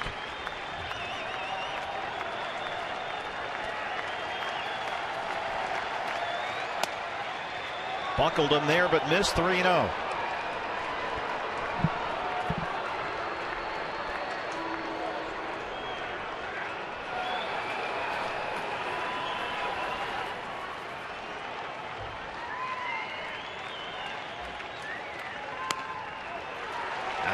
For the strike, 3-1.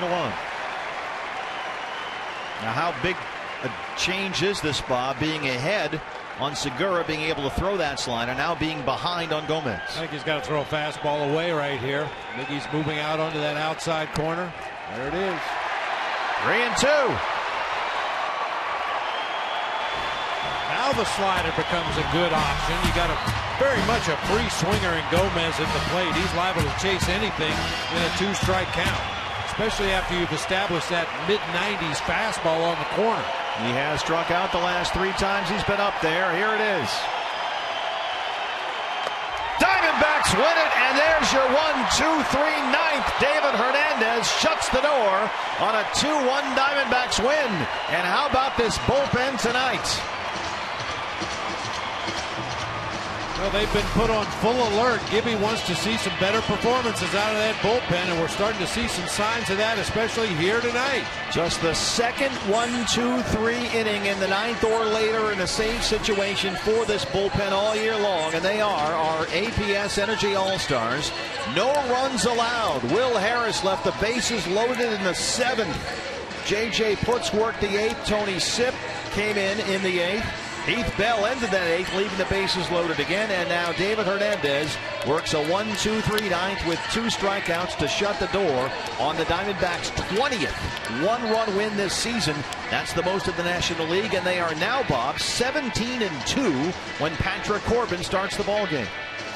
Well, another outstanding outing by Patrick tonight. Was really good, especially early in the game. He got the guys he was supposed to get. The bottom of the order did very little damage against him tonight. And right now the Rockies lead the Dodgers 3-0 in the game. So if that holds, the Diamondbacks will have a 2.5 game lead atop the NL West. So a lot to celebrate here. Let's send it out to center field, guys. Thank you very much, Steve. We appreciate that. Setting you up for Diamondbacks Live, presented by CenturyLink. I'm Todd Walsh alongside Joe Borowski. Joe, this is fascinating to me. So many things to look yeah. at. They just basically set it up for you to go to the bullpen to lead the show, but you're not going to go there. You're not going to go to Will Harris. You're not going to go to A.J. Pollock. You are zeroing in on the All-Star. Why? One particular reason is because without what he did earlier in this game, none of that mattered right there. That doesn't happen if he doesn't do what he did throughout the game. So we're going to look a little bit closer at what makes Patrick Corbin so good. Wow. Gutsy move by you. Hey, sometimes you got to do that. That's Joe Borowski's show. We'll take a break when we come back. Diamondbacks Live will begin. Stick around. Big win here. Exciting night. High drama at Chase Field. When we return.